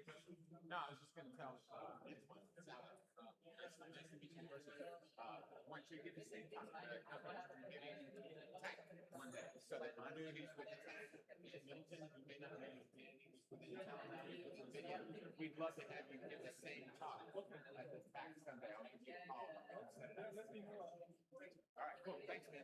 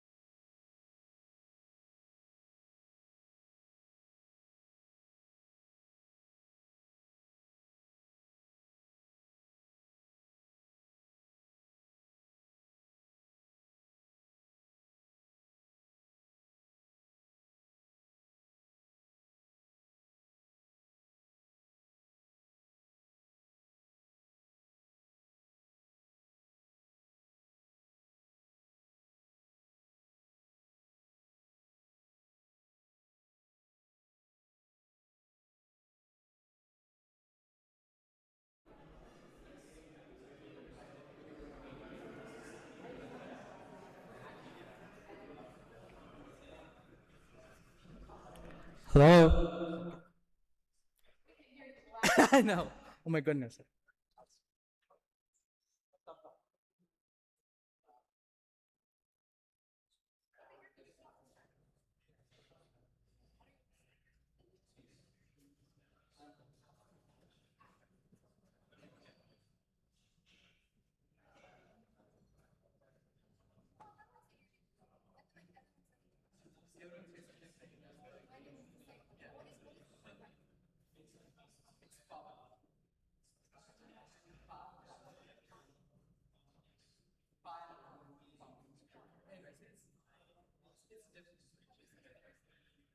So it's interesting. So this whole is speed up power, but I know it power.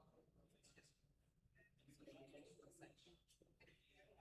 Microsoft, I think is a couple. So I just I wish I could compare. I don't know how this figure out something that makes something that.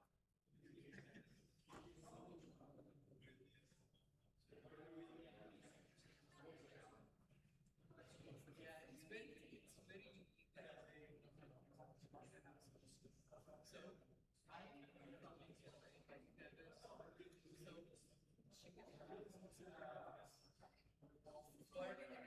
yeah, so we're at least associated with low tech. So when my mom was pregnant with that, and she got used to the doctor said that might be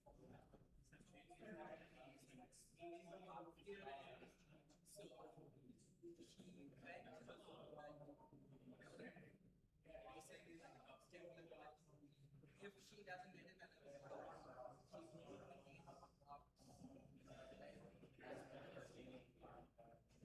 and that was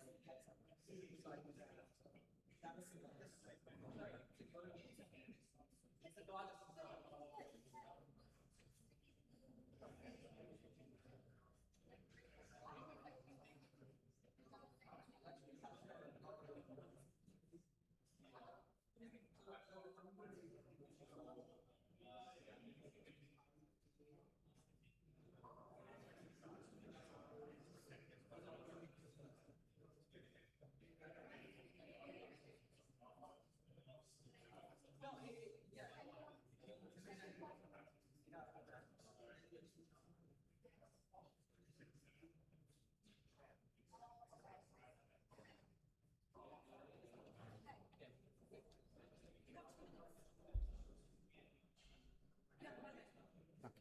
Just one.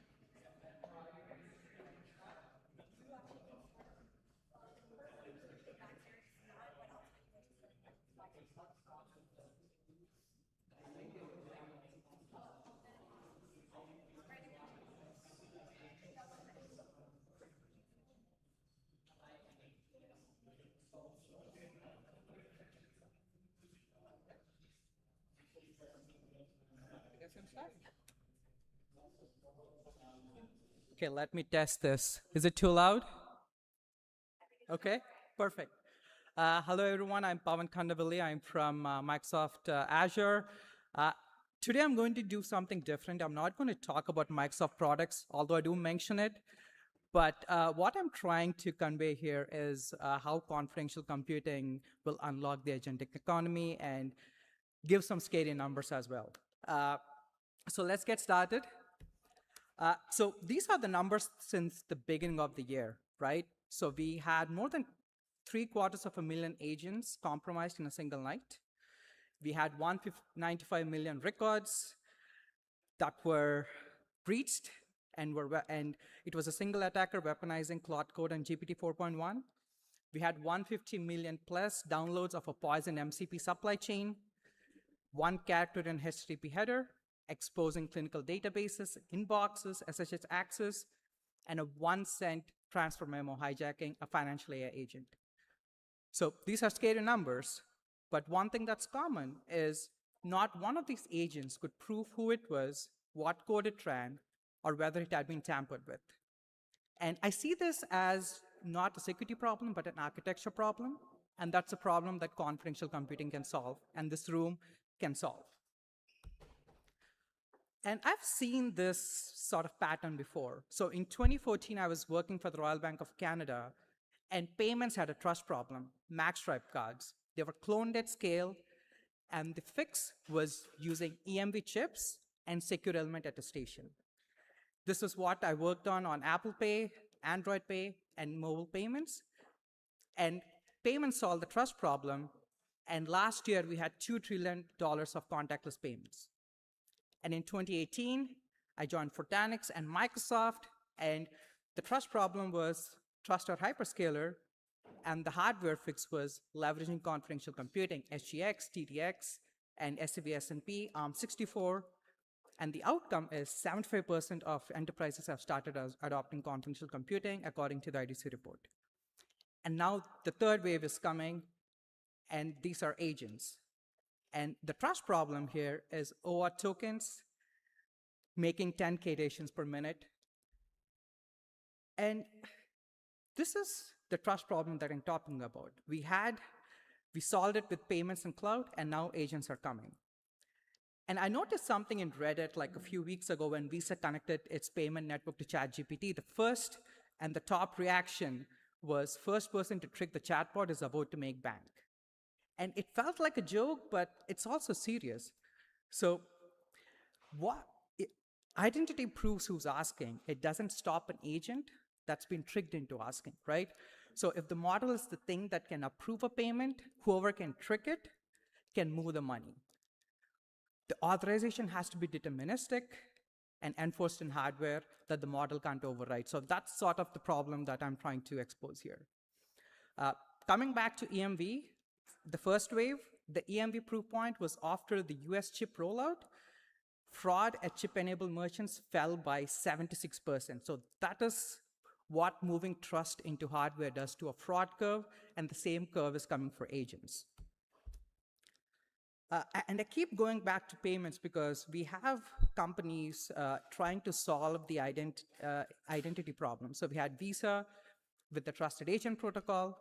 We have MasterCard with Agent Pay with tokenized identities. Google introduced the Agent Payment Protocol, again with verifiable credentials, and signed mandates, which is now part of the FIDO Alliance. And then the FIDO Alliance itself, a few weeks back, started the Agentic Authentication Working Group with several important work streams that are important to the agentic economy.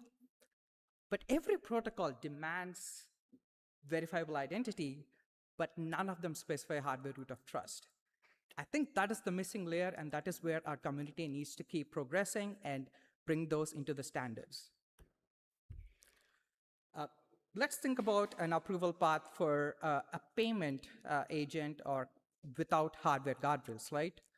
So the user expresses intent, the agent picks it up, it calls the tool over MCP, and the tool calls the payment trail, and the money moves. That's real money moving.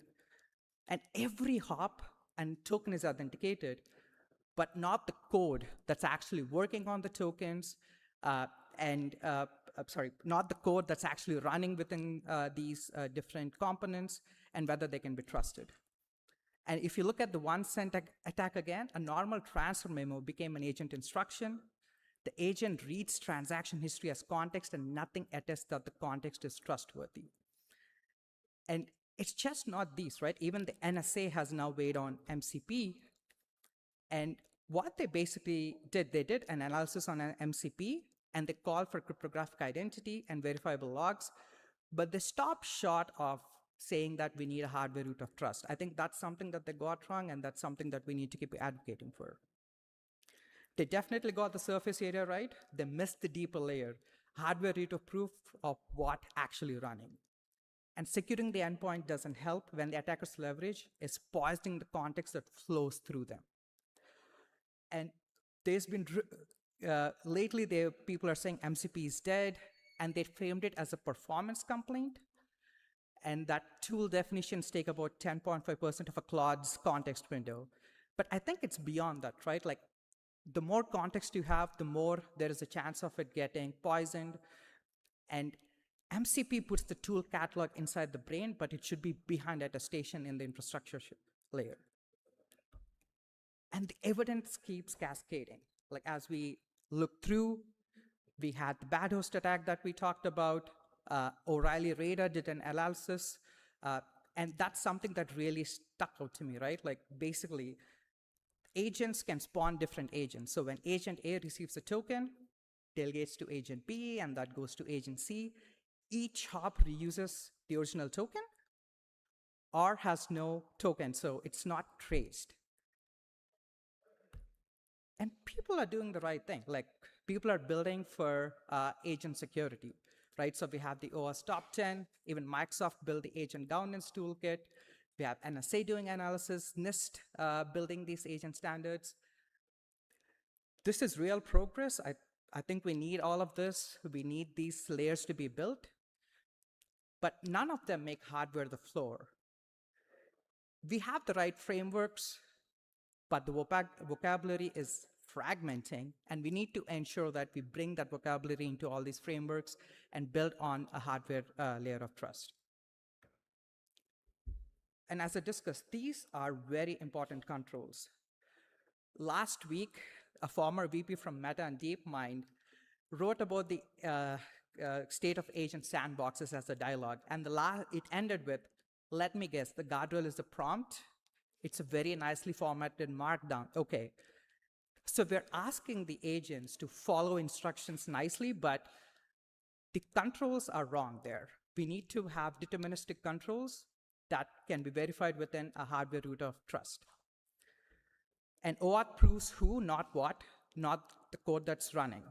Audit logs are necessary, but they're only tamper evident if the log root is anchored in hardware. Otherwise, it's just another promise. And the hardware attestation layer is the foundation layer that makes all the other layers above it verifiable. Without it, you have governance architecture, and with hardware, you have governance proof. And this is the missing layer. I've categorized these missing layers into sort of 4 gaps that we need to work through. So the first one is attested agent identity. So SPIFFE is a great protocol. It proves workload identity, but we need to run the Spire system inside a TE and bind the SVID, which is the identity that's provided to agents, to a TE. 2, attestation is absent from MCP, so we need the MCP servers that deal with a lot of permissions. I mean, agents send permissions, delegate permissions to MCP, so we need to be able to trust and attest that the servers that are taking these tokens and working on behalf of us have the right security and are attestable and verifiable. The MCP spec still doesn't have any attestation or a hardware-based root of trust encoded in its spec. And 3, the delegation chain. RFC 8693 token exchange at each hop, but carrying TE measurements. So agent A to B to C, each hop with a hardware proof. And 4, we need cross-cloud agent trust. We have different hyperscalers, including Azure, GCP, AWS, all building confidential computing. We should be able to work together. CCC is already working on this, and we need to make sure the agents can trust each other within these different clouds. And finally, the MCP spec ships on July 28th, if I'm not wrong, and there's still no attestation layer, and the window influence it is closing. And few other pointers out in the industry. We have Uber, we have academic researchers, we have 1Password and other teams like building on these standards, right? Like Uber with production agent identity at massive scale per hop RFC 8693 token exchange, but again, there's no TE there. Same with MCP servers. We have this working from researchers, etc. We need to start encoding this in the MCP spec. One password and Kika, two vendors, same week, and they ship their credential broker. The agent proves context with a signed badge, and credentials are brokered just in time with no standing secrets. And again, that is software attestation. This is the same conversions. This is all important, but we're missing that hardware layer of trust. So 3 teams working independently converged on the same answer. What none of them has yet is the end-to-end integration, and that is the work that this community has to do. So going back to what we need to build. So I'm proposing a 6-layered attested agent identity stack, right?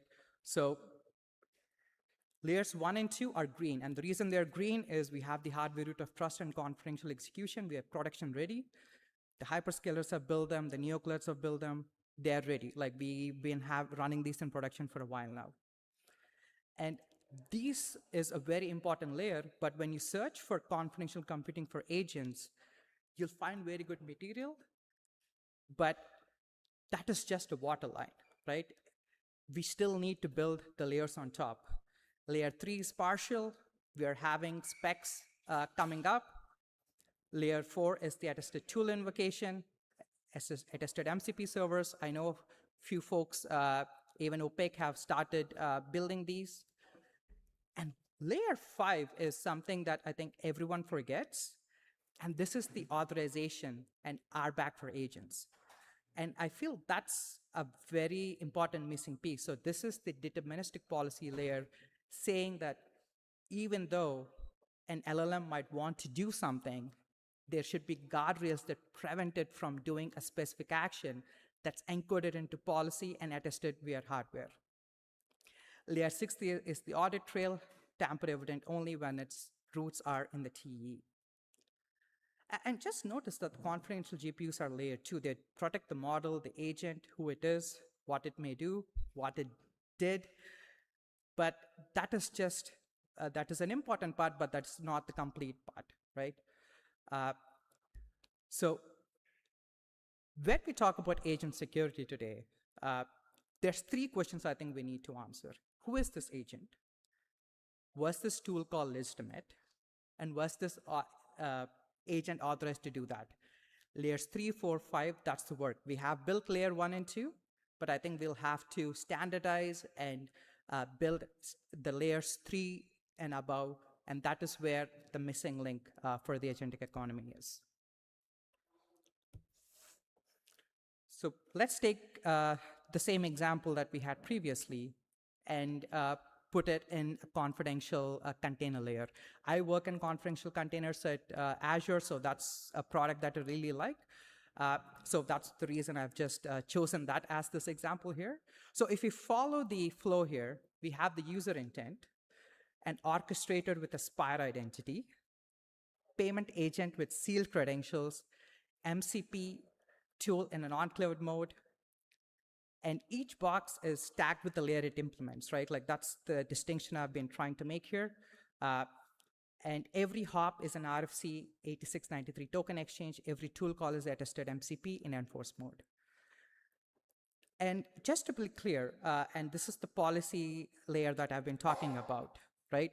So the once-send memo, the example that we had previously where we had a financial agent tricked by the context window, attestation does not solve it, because attestation can say that the intent came from a user device that is trusted, but what will stop the actual action from happening is layer 5, which is the deterministic policy, which is enforced inside a trusted execution environment, with attestation proving that the policy engine itself has not been tampered with. That's the composition. Attestation proves the policy is real, and policy constrains the agent.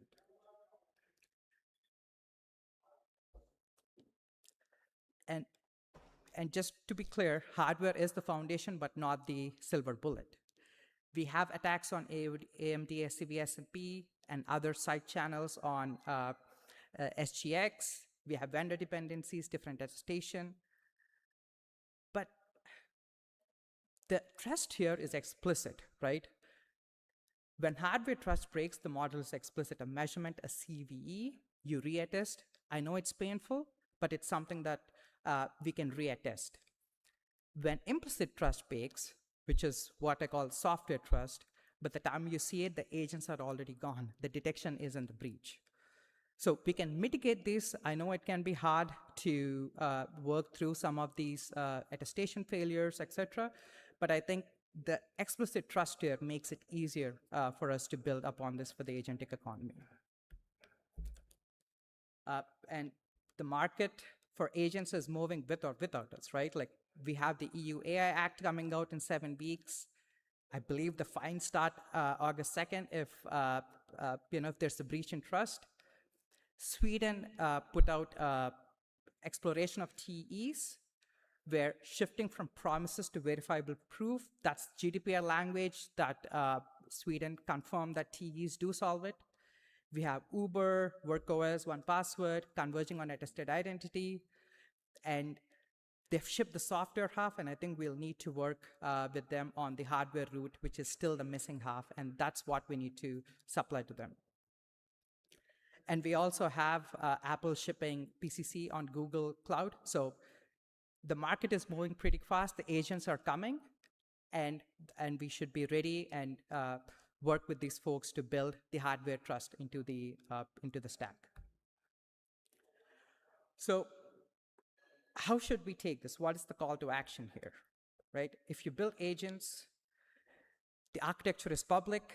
We'll need to start adding the TE boundary and the workload identity into it.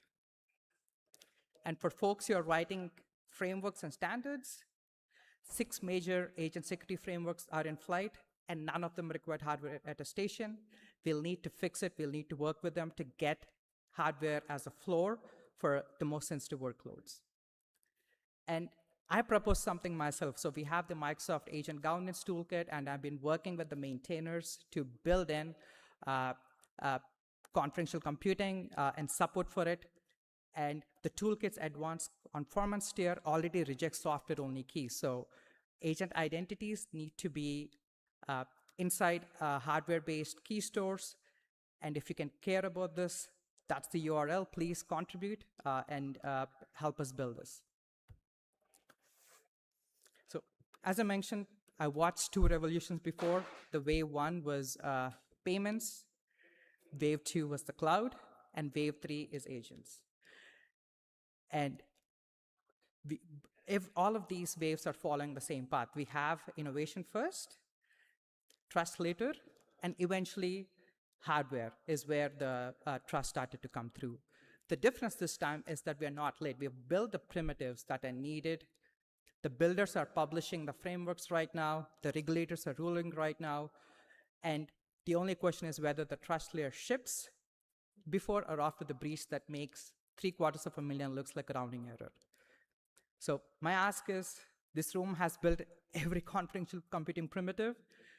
Let's make sure the agentic economy is built on it and not beside them. Thank you. I think I have time for questions, so please go ahead if there's any questions.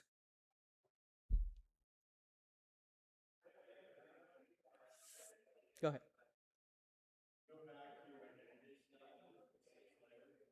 I'm sorry? Yes. There we go.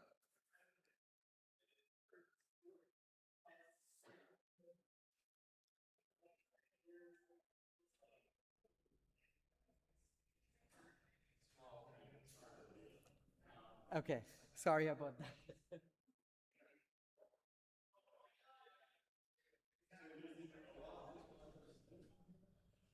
Or yes, with the RFC, I keep forgetting RFC number. But I think we'll need to add the TE attestation to the spec. I don't think it's there yet. We'll have to try and extend it to have the hardware attested identities as part of it. But I believe like it is a good foundation to build on. I mean, I can just go through, like, I know I flew through a few points, so I just had a few backup slides. So I think one of the things that I discussed, that attestation does not stop everything. And essentially, like, attestation proves the identity and integrity, but it still does not stop the LLM from being tricked, right? So I think that's the layer that at least I've been trying to work on, which is the deterministic policy enforcement. And this is what we're trying to build in the agent governance toolkit, where even though the LLM can be tricked, we want the policy, for example, let's take the example of a payment, right? If we want to encode in a policy saying that the agent cannot do transactions beyond $1,000 or some deterministic policy that we want to enforce, that's the policy layer. I feel that's missing, and not a lot of thought is being put it. So attestation doesn't stop everything, but we are trying to put layers that essentially can deterministically stop LLMs from doing something they should not supposed to be. So yes.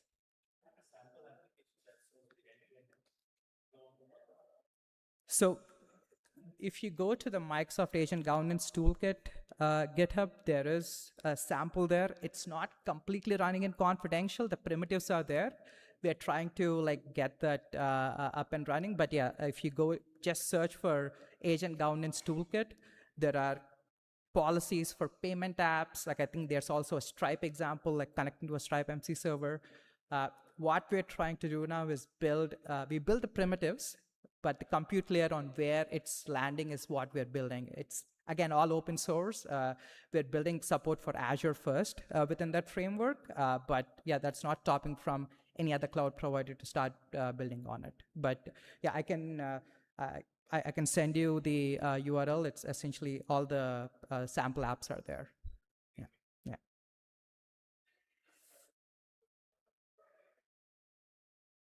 Okay. Right. Yeah, go ahead.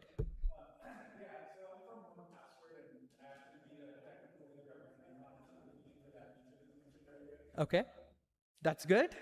I'm sorry. I hope that's accurate what I described. Yes. Yeah.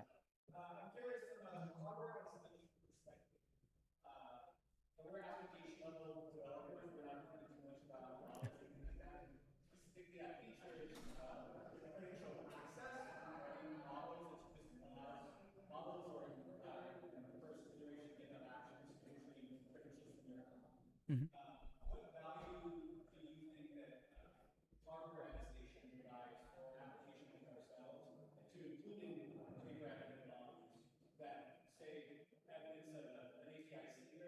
Uh-huh.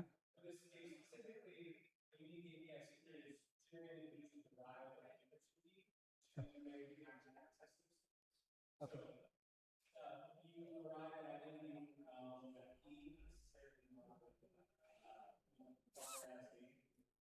Okay.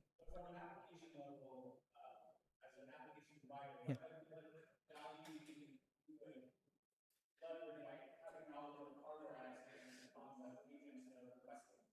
So where, I mean, it could be more of, so if the agents are running within a TE, right, where you could, it's outside of a class. So where if you're running within a hardware attestation, right, so the key is essentially the identity of the agent, I'm assuming, right, that they sign identities with that. So what, at least in the governance toolkit, what we're doing is for agents that require a higher level of authentication, the key never leaves the hardware, right? So, and it only leaves if the agent is running within a known state, which is a trusted execution environment. So in your case, I think running the credential guard, I forgot the exact name of the broker within TE, and tying that to like ensuring that the keys ever released only to an agent that's running within a TE. that would be the different layers of trust. Like for applications that we need to prove that haven't been tampered with and cannot spoof identities, that's the kind of connection that, like, we can discuss more offline, but that's where I see that. Yeah. Yeah. Okay. Yes. Yeah. Yeah. Okay. Okay. Yeah. Yeah. Sounds good. All right. All right. Thank you so much, folks.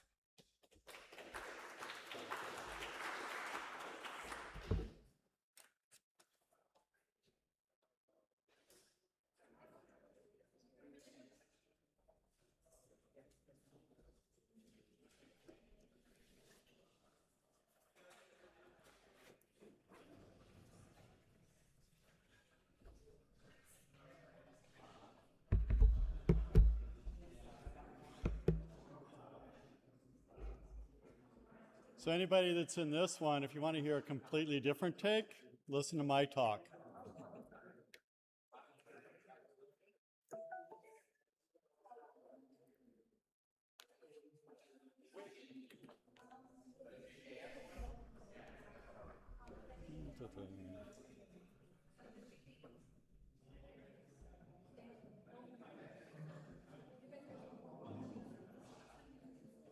Yay.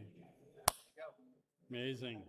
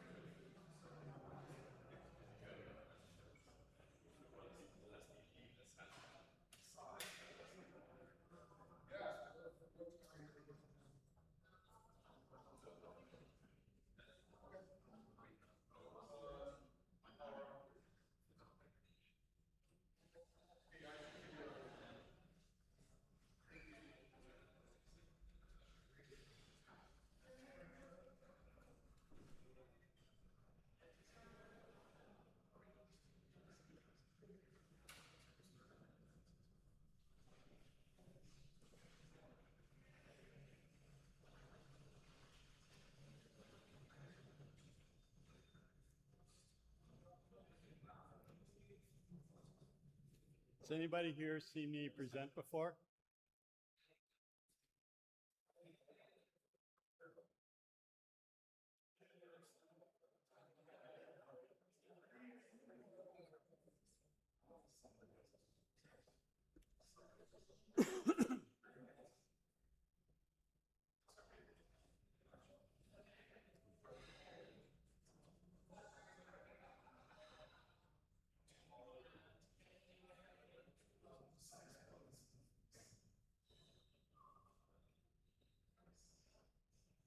So who is here in the last talk? The last talk, yeah. You think OAuth got it nailed?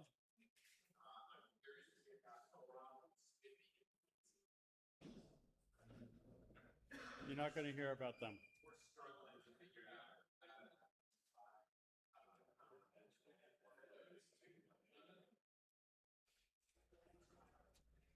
Well, you're in the right place. Yeah. Yeah.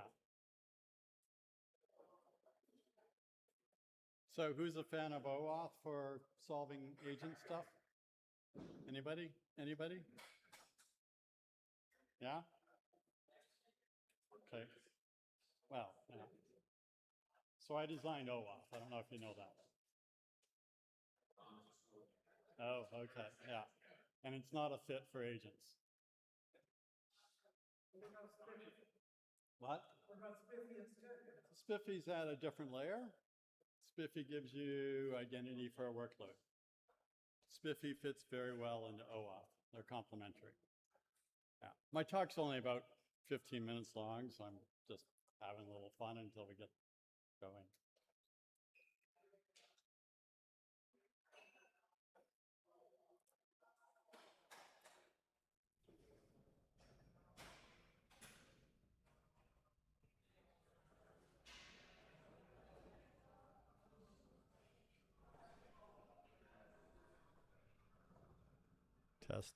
Testing to make sure I don't blow out anybody's eardrums. Okay.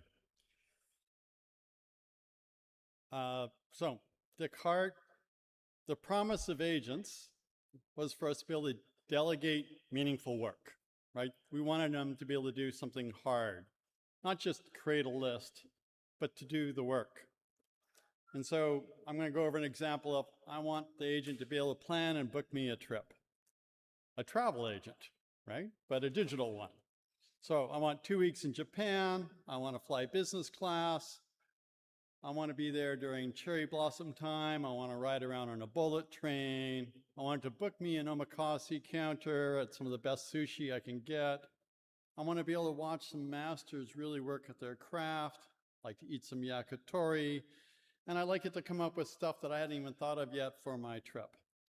And budget 20K, optimized for experience. And so why do I want an agent? Well, because I don't have time to research all of these things, optimize for the value, right? I want to get good value for my dollar. I want to optimize my schedule. And I don't speak Japanese, right? All the content's going to be Japanese. It's going to be super tough for me to figure all of this stuff out, right? I want an amazing trip. I'm going to spend a couple of weeks, spend a bunch of money. I want it to work well. So this is the work I want to hand off to the agent, right? So doing the research, pretty easy for agents. Go crawl the web, translate stuff, figure things out.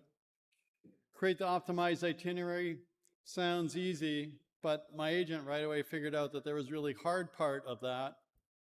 Flights and hotels are easy, but eating at a sushi counter at a high-end sushi place, if anyone's traveled and tried to book a place in Tokyo, is super hard. And so the best places, like, the reservations come up once a month and then they're gone right away, right? If you can even get in, right? A knowing person here in the audience. And so that one table drives the whole trip around when can you get that table, and then everything else has to fall around that schedule, which is great for an agent to figure all these things out. And so everything else is tentative until that table is booked. But the agent can't just book it, right? It has to wait until that table comes available. Good thing for a robot to do, sit there and wait, right? I don't want to sit there and wait. And when a seat opens up, it has to take it now, right away. And so when that release comes out, it's Tokyo time. And I'm asleep in Lisbon. I live in Lisbon now, right? It's like, it's the middle of the night when this thing rolls out. And so it has to take it, and it's going to commit me to 44,000 yen charge, non-refundable, to get on that seat, right? It has to make that decision right now. And the table fixes a date, and now once that date's in there, I want to get all the rest of the stuff all booked, right? I don't want to have a scattered schedule, right? I want a great schedule. And so, filling in a form is easy. Automation has been doing this for years. But we knew it, and we've automated those things when we knew exactly what we wanted to do, right? We knew each step of that automation, right? It was static code. It was running to a plan around us knowing what was going on. But I don't know which seat's going to open on which restaurant. And I don't know what the venue is going to require when I go to register, right? Because it came up, and then you get to the form, and you got to put all the right stuff into the form. You have to know what it's going to do, what table you're going to pick, right? It's very dynamic. This isn't something I know ahead of time as to how I can go and code what I'm going to fill in for that form. The agent has to decide this live right now to get me that seat at the table, right? This isn't automation, it's an agent. But now it's committing my money without me. Oops, right? This isn't just a form, right? This is a contract. I'm out that money. This is a done deal that I want done right away. And so that form isn't just a form, it's an offer around what it is. And when I fill that in and hit buy, right, that's acceptance. This is a contract. So it isn't just filling the form, it's accepting a contract for me. When that seat opens up, the restaurant isn't asking for the form, they're asking, can the customer be held accountable for this, right? This is a contract. So today the agent's answer is it just pretends to be me and clicks that button, right? The restaurant doesn't know the difference. They saw the filled in form. They don't know whether an agent did that or whether I did that. And so, that I authorize this is really something the agent did, and the agent can be fooled, right? It can make stuff up. Somebody might have given it the wrong data. But the real discomfort in all of this is ours, right? Are we going to let the agent just do whatever it wants? Not me. And I can't be there to go and approve the booking myself. This isn't going to work, right? That defeats the whole point of having the agent do this. So neither of these works. So a fixed rule can't decide, is this commitment justified? This is really judgment in context, right? This isn't deterministic rules or laws, right? This is the type of things we want agents to be able to do, look at context and make a decision. Right? So in a number of the previous talks, people talk about deterministic guardrails around an agent. If you're going to do that, you've just handcuffed the agent. They can't do the things we want them to do, which are contextual decisions. And so it's not, but we don't want the agent's own judgment around, should I do this, right? It's trying to figure it out, right? It's self-dealing. Someone independent must make it for me, something that holds my intent and judges each commitment for me. And I call that a governor, it's a separate entity. It's independent from the agent. It answers to me, not to the agent.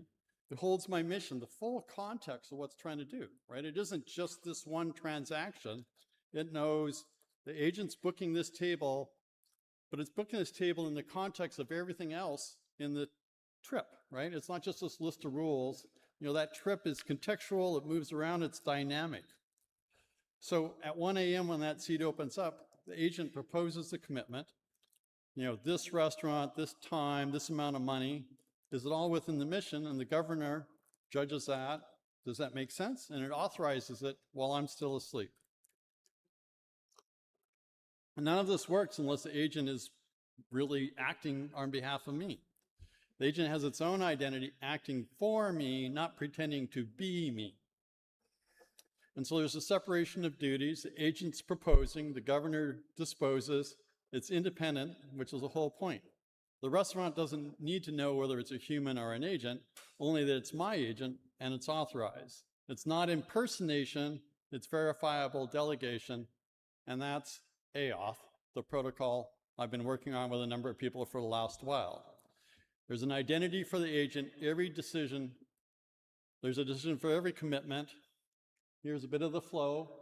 There's an agent, goes, talks to the resource, gets a token for what the resource needs, comes back to the person server that's got the governor saying, here's the thing that I want to do. And the governor says, yep, that's okay, and it goes through and is approved. So in short, a booking is a contract. The agent accepts it for me. It can't authorize itself. The governor decides each commitment in context. The agent has its own identity, verifiable delegation, not impersonation. So to dive in a little bit more into the meat, agent identity, there's what are the different AOF tokens? There's an agent token payload that has the key for the agent inside of that. It's signed by what we call the agent provider. There's the resource token, which is the resource signing the context of everything. Included in that is the agent that called it to bind it back to that agent. And in this case, the mission that we're booking this trip to Japan. And then there's the auth token, which unlike an ID token or an access token, can contain both identity and authorization inside of it. And a key thing in AOF is, we have a number of modern mechanisms available now that we didn't have when we did OAuth. And so how an agent proves its identity is it does HTTP message signing. So the request is signed, so you get message integrity. You have proof of possession that it has the key that's in the token, and the token is in the header, and that token is what has all the authorization in it. So you've tightly bound everything, but you can ride on top of existing HTTP mechanism. You're not trying to do something in another area. You're binding it right to the protocol. So the status now, be working at IETF 126 in Vienna this summer. A number of people, I've written the TypeScript libraries, other people wrote Python, somebody else wrote .NET. There's a bunch of people that have a number of deployments out in production. At Hello, we're running the person server component, which is one of the harder pieces, but we already had most of that working. If you're local in SF, we have AOF night next week, July 1. That's a link to the Luma if anybody's interested in going to that. We've got a number of people doing demos of their AOF deployments. You can learn more about it at aof.dev, and if you're interested in learning more, there's my LinkedIn, you can follow me on LinkedIn. And it was only 10 minutes. We got lots of time for Q&A, if there's any. Yes? Which part was fast?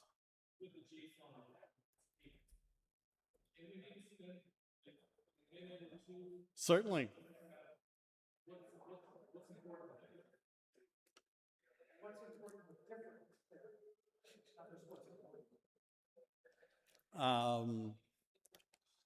So the agent token is, so in AOF, there's an agent provider that manages agent, which gives you a policy enforcement point you don't normally have in these deployments. And so the agent provider can decide, is this agent still running in an environment that's trusted? What is its posture? All those types of things. And so, which maps well to a lot of the confidential computing, like where is this agent running?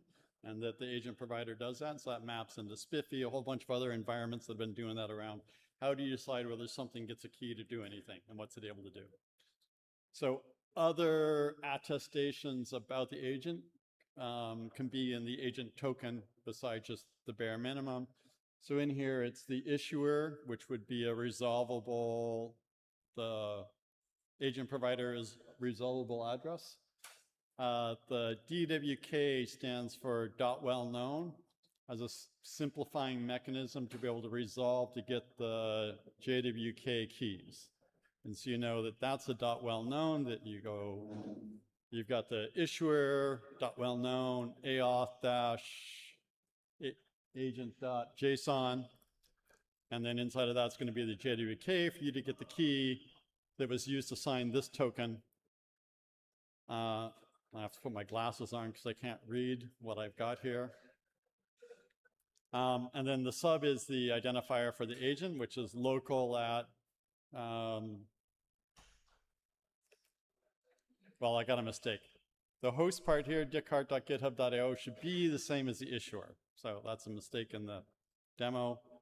The person server would be who the agent's person server. So each agent is associated with a person, and as in a legal person. So it's either a organization or a human.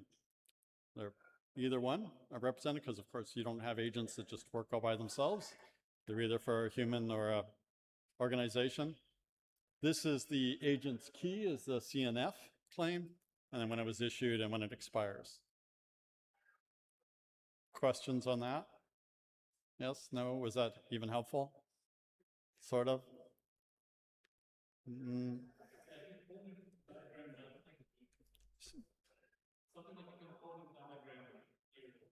Yeah. Well, I made a, so tons of details at aauth.dev. We have little automated flows that go through all of that. There's also I think, kind of a cool thing, a walkthrough that you can do. So there's a prompt that you can put into your favorite CLI that will pull down and run our bootstrap on your own machine and publish keys on your own JWKS. So you can, one of the architectural features of aauth is that you can run your own agent provider on your own machine that's using your own URL. So dickheart.github.io has that running, and so I can run my own agents on my own machine and prove that it's my agents. And one of the things that's fallen out of aauth is, now that we're giving clients identity, is we actually have a path of getting rid of API keys. Because API key is really, oh, this is who I am. If I got the API key, I'm allowed to call the API. But you can also just have a list of agent identifiers, and it's like, that's who allowed to call. And you've moved away from shared secrets to proof of possession. Yes?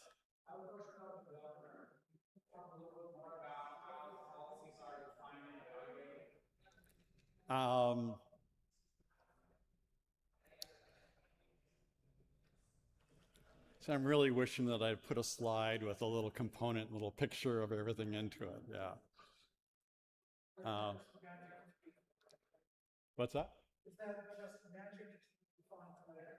No, no. So in the architecture, the agent comes back always to the person server. And then on the other side of the person server is something making the decision about what was provided. And because we're in an agentic time, there's a number of features, primitives in the protocol that enable you to do things that you want to do in an agentic world. So one of them is currently in OAuth, right? You just get shown the scopes and whatever the authorization server said that you're allowed to do. That's it. In aauth, the agent can provide a justification around why is it asking for this permission as part of the context. That's just marked down. From the resource says, hey, this agent wants to do something, and so this would be in the resource token. And in here you see there's an R3 URI and an R3 SHA that points to a document that the resource created about this request. And so in that is the types of operations, but also information around irreversible operations and things like that, that the resource might be concerned. So essentially the resource understands itself and what might happen and whether something's a good thing or a bad thing. That can all be in that document. And the resource can say, oh, you can call the drop table function, but it's conditional. And when you call that, I'm going to create a new R3 document that gives all the context on dropping that table. And so if that table was something that was just created, you know, an hour ago, and it's a demo table, it's only got 5 records, right? I'll provide all that context in the document. You know, and if it's production that's been around for 4 years and it's got 5 million records, right, that'll be part of the context as well. And so you've got the context from the resource, you got the context from the agent, and all of that comes together potentially within the context of a whole mission around what is this, how does this fit into the broader set of operations it's able to do? And the governor is an agent that takes all of that context to make a decision as to whether it should let it happen or not. But sometimes you don't know whether it should happen or not, and you want to know a little more, and so the protocol enables the person or governor to go and ask for clarification from the agent as to more about this, for the agent to come back and you can have a dialogue then around this as opposed to just saying yes or no.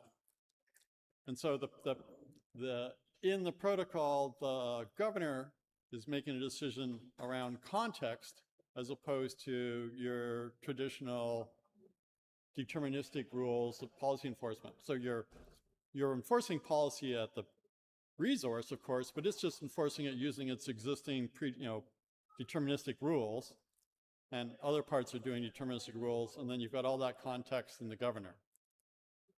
That was a long answer, but I think that when you have it is an agent, it's not deterministic in how it's going to make it, but if we really want to enable agents to do the things we want them to do, we need to be able to go and have a mechanism for policy decisions being made based on context, as opposed to, RBAC or your favorite authorization language.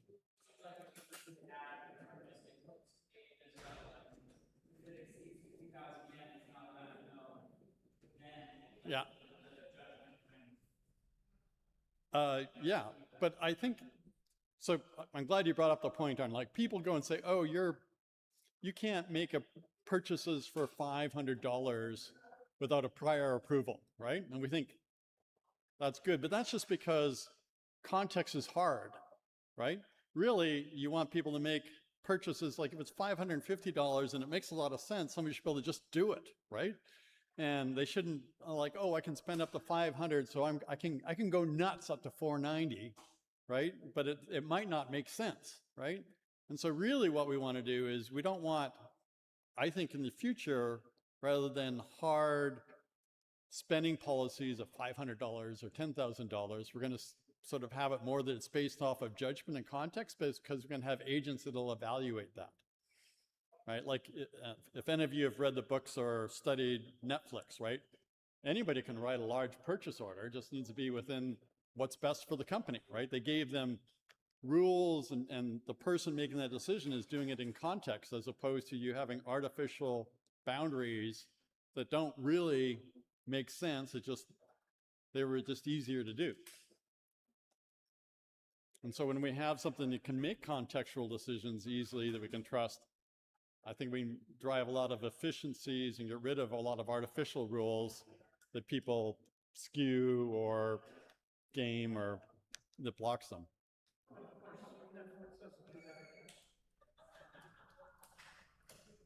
Cultures change, man. Yeah. Yes? I'm just curious, like, trust in the right context of the agent. Oh, you got to treat the agent adversarial, of course. Yeah. But if the agent lies and gives them a bad like make a judgment on that.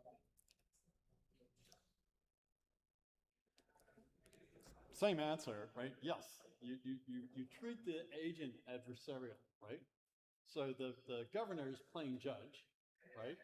There's the agent arguing its case, and the resource presenting its context as well, right? Because somebody might have, not that it's necessarily a bad agent, but it might have been prompt ejected or something like that. So that's part of your full security model. Just like that's why you have a governor, right? Because if you didn't have the governor, the agent would just go, that's why we have the separation of concerns. So something else is judging whether the agent should do that or not. If we could trust the agent to always do the right thing, we wouldn't need this. Does that make sense? Yeah. Yeah. I mean, traditional security separation of concern, separation of duties. Yeah.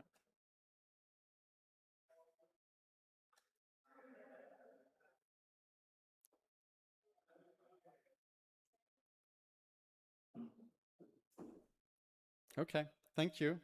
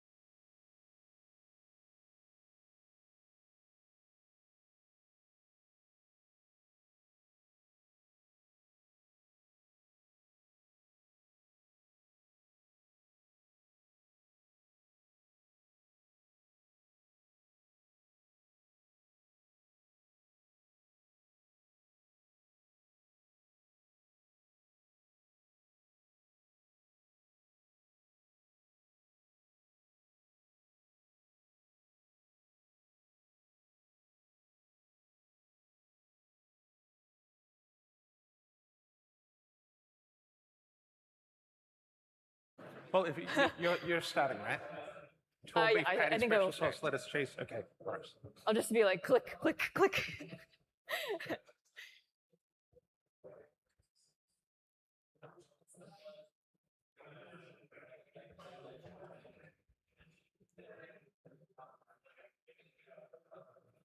Yeah.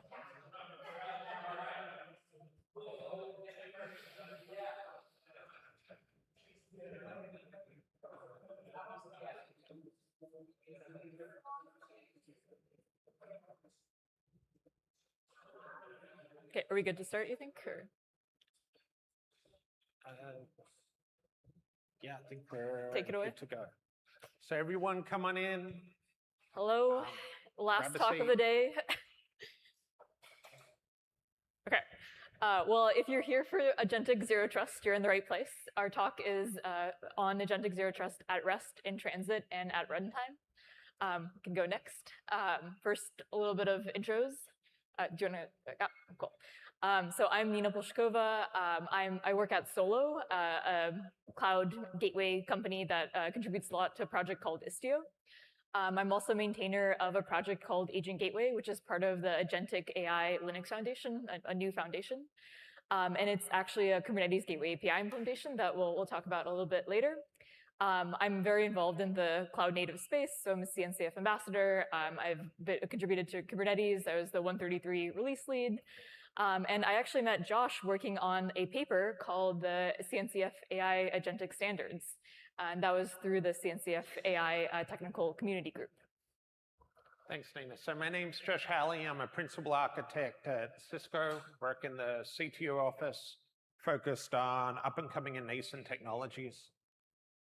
My focus, predominantly the last couple of years, has been around sovereign critical infrastructure, artificial intelligence, and cloud native. I've worked heavily in the zero trust space. So I'm an author of a book on zero trust, and at the moment, focusing heavily also towards autonomous networks and automation in the domain of AI. So just sort of kicking things off, what does everyone perceive when you hear the word zero trust?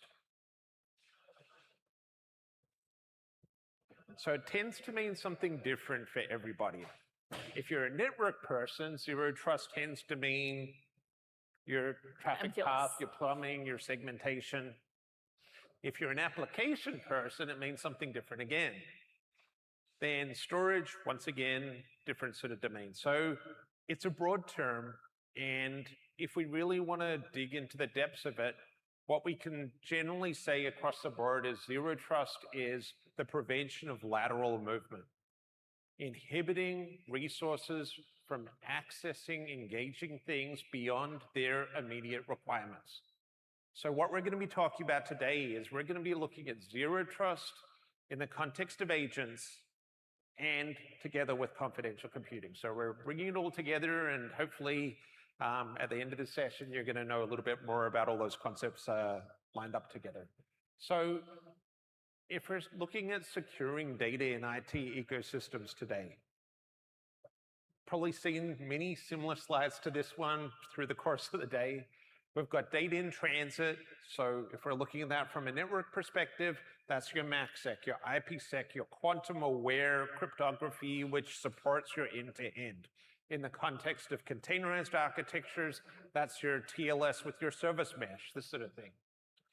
When we start looking at data at rest, this is obviously your encryption of data, which is sitting in your Arctic storage or whatever storage medium you may have to ensure that people can just pick up your data, walk away with it, and do something nasty.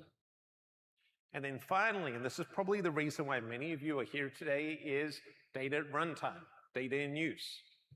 What is happening with our data when it's actually sitting in memory, sitting in the CPU, sitting in the GPU? Now, achieving zero trust is not one of these or the other. It's a culmination of many of these items together. And as mentioned, we're going to be looking at the end-to-end to understand how we bring all these pieces of the puzzle together to achieve a secure outcome.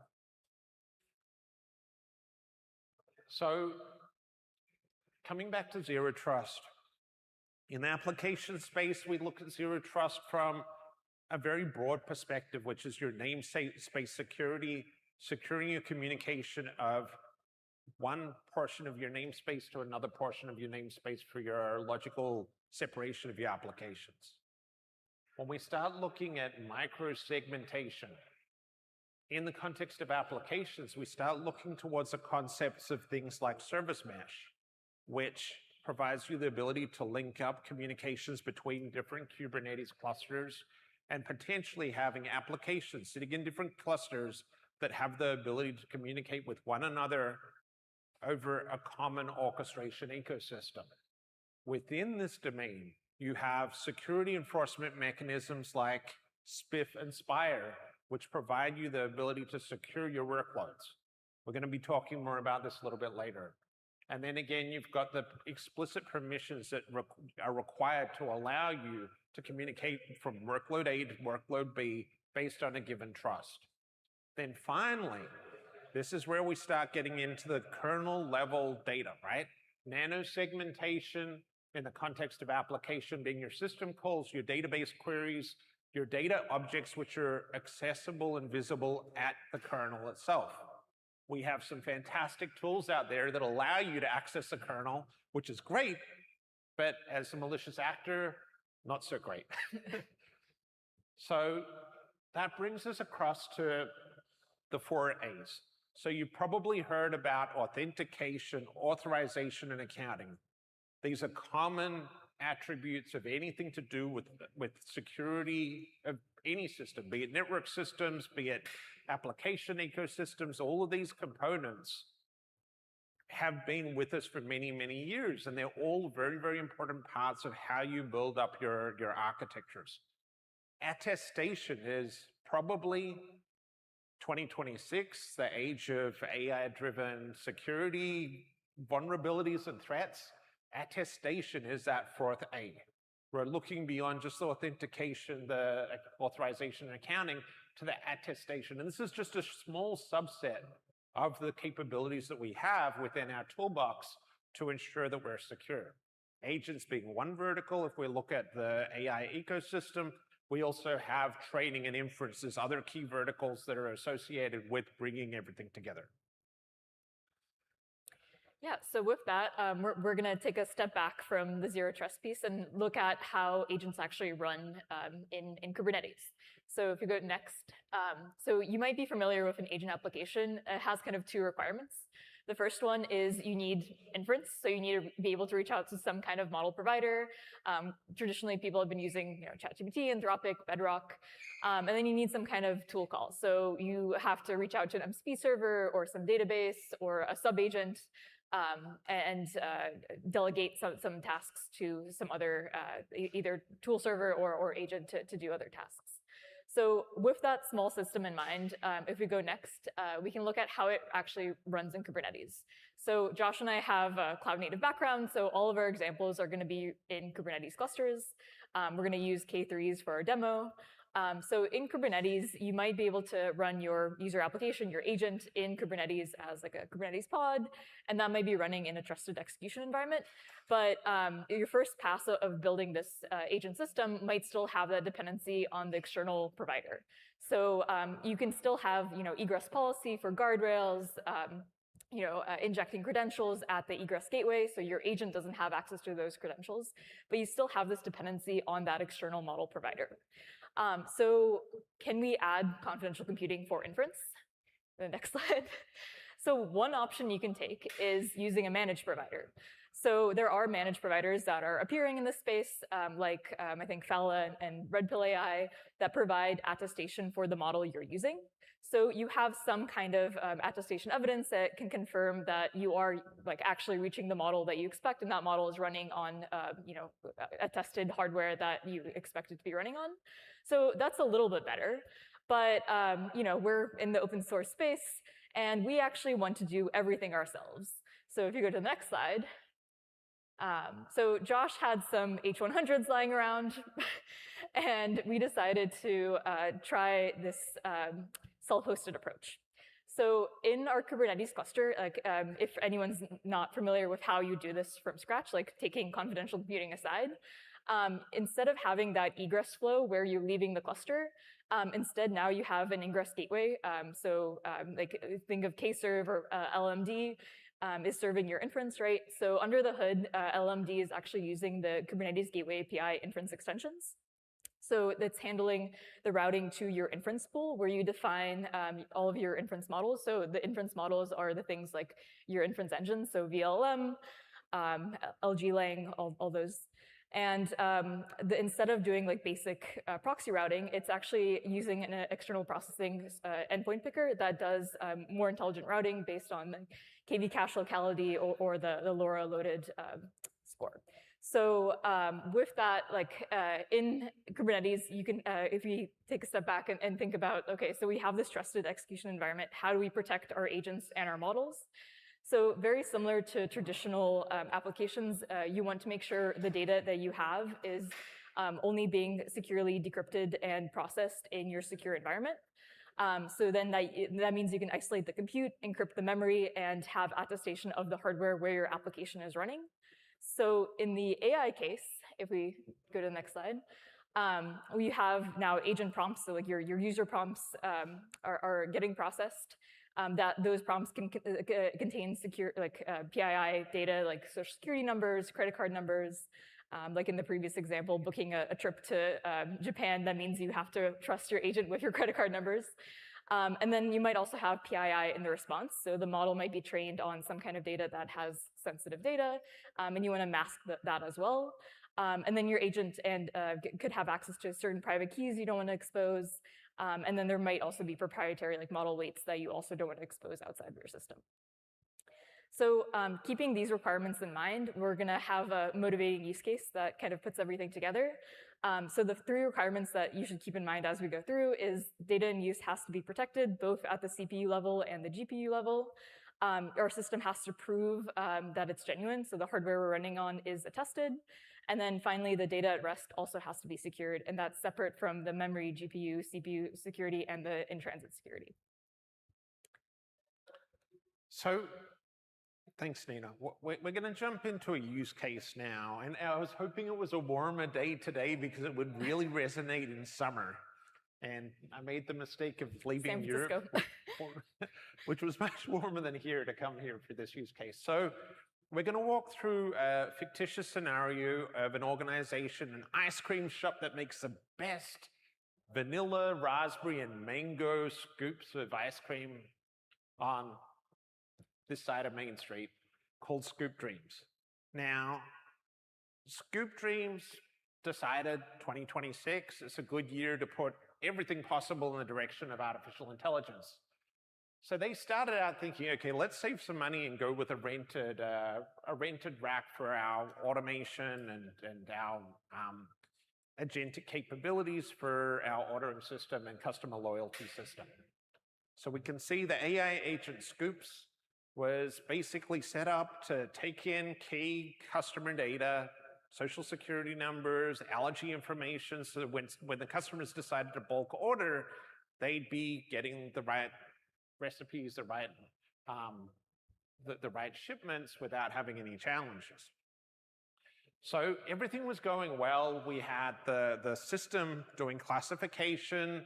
Everything was looped in with different agentic processes in place where the identification of all information was noted down. But the challenge was it wasn't secure. The runtime environment wasn't safe. And eventually, a malicious actor got in and basically exposed all of this information, the social security numbers, the allergy information, knowing that, you know, peanut allergies, everything else, all this data, which is supposed to be secure, ended up getting into the hands of Rocky Road, which is the competing ice cream chain over the street. So Rocky Road somehow managed to get all of this information through scraping the runtime memory of Scoop's agentic system on its rented servers. And even worse, it got the recipe for the raspberry vanilla mango special, which everyone loved so much and was queuing up outside the ice cream shop for. So this was a catastrophe. The data was leaked, customer loyalty issues, you know, reputation risk, really not a great situation. So how do we get around this? What do we have to do? So I think everyone here at this conference has some idea, right? And that is, let's get a private, secure, robust setup that doesn't leak information. So once again, similar flow to before, but this time, instead of having critical customer information available in the runtime in the memory of the AI agent, it's secured in a protected, secure manner using private, trusted execution environments for the management of the data. So this time, not only is the data which is being classified and generated from the different customers being managed in a secure way, nobody can actually get in there. Rocky Road can't come across and try and steal the next summer's recipe. And attestation is giving us the full view that everything is secure perpetually. So not only do we understand what's at risk and what the state is, but we understand that it really is secure, not just thinking that it's secure. So Rocky Road is no longer going to steal our business. Everything's working the way it should be through the use of confidential computing and security and attestation of the runtime environment. Now, if we have a look at what's under the hood here, because that's a nice story, but without actually seeing some real data, it's just a story, right? So what we actually built And we built this architecture in the system which Nina was describing before.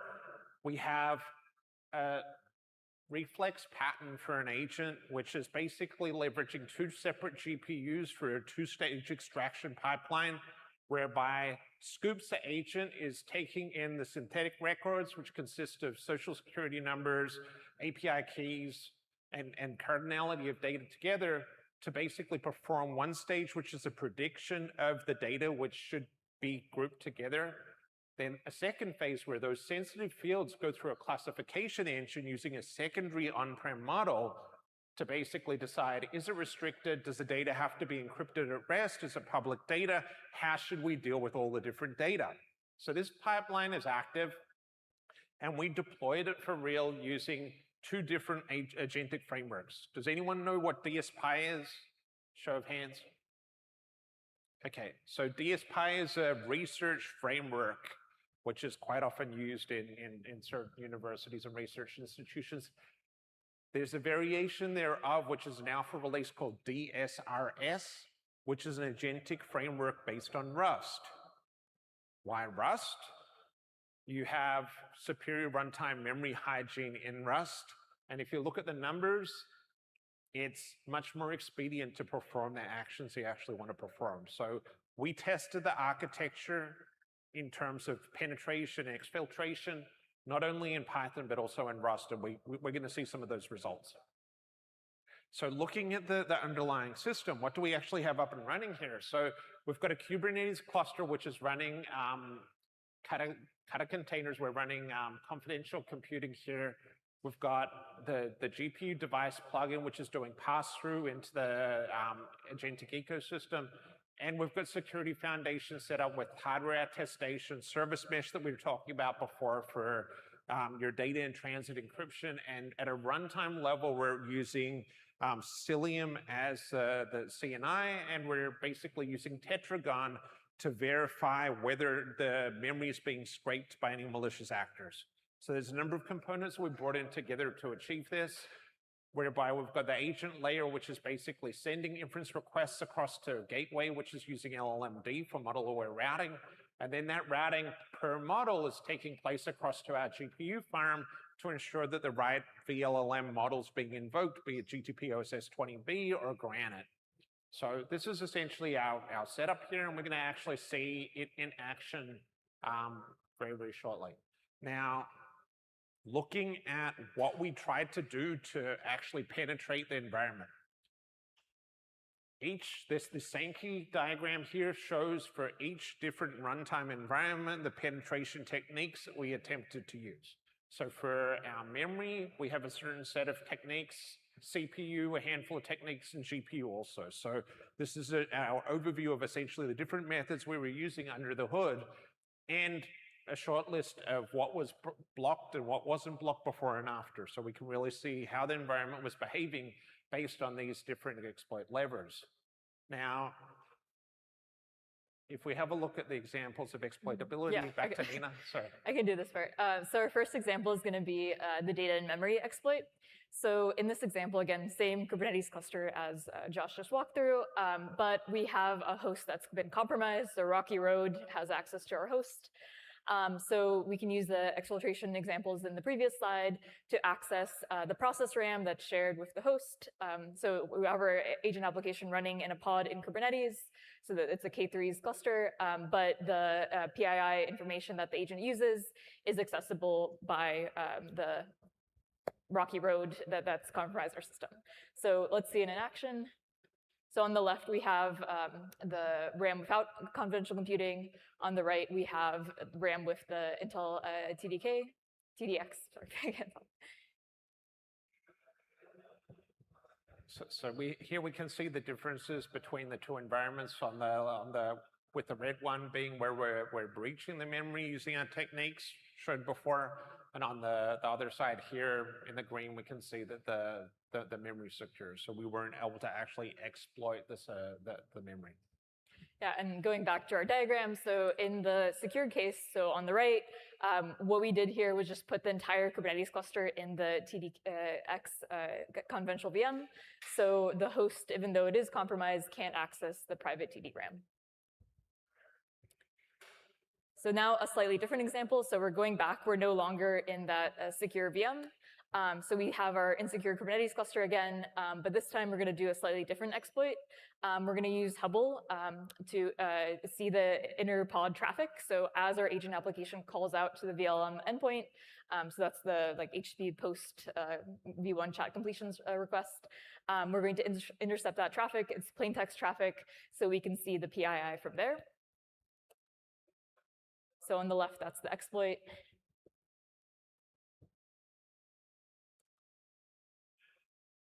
So as we can see, we've got Hubble, which is interacting between the different pods within Kubernetes to basically take the packets and reveal the in-transit data. And here we can see we've got a breach there in the red. And again, with confidential computing and, of course, MTLS, we're mitigating that attack. Yep. So before we were able to see in the example the social security number and the credit card number in plain text. Now we're going to do two things. The first thing is we're going to run our agent and our VLM in confidential containers. So that's the Cocoa piece there. And then we're going to encrypt traffic between them with MTLS using Istio. So Istio is a service mesh that runs in Kubernetes. There's kind of two modes you can run it in, like ambient mode with a node level proxy or sidecar mode. So that means the traffic between the two pods is encrypted with MTLS. So our compromised root can't do the Hubble inspect exploit and see the plain text traffic anymore. So our final example is the data in GPU. So in this example, we have the same environment as before. So our agent application and VLM are running in those confidential compute environments, but we haven't secured the GPU. So that means the host has access to a bunch of shared components like the NVIDIA driver, the NVIDIA device plugin, and a bunch of GPU extraction tools from the previous slides. So that means that the Rocky Road is able to inspect the H100 VRAM and see the secrets from there. So if we see that in action in the next slide. So on the left, we have the GPU VRAM without the conventional computing, and then on the right, we have it enabled.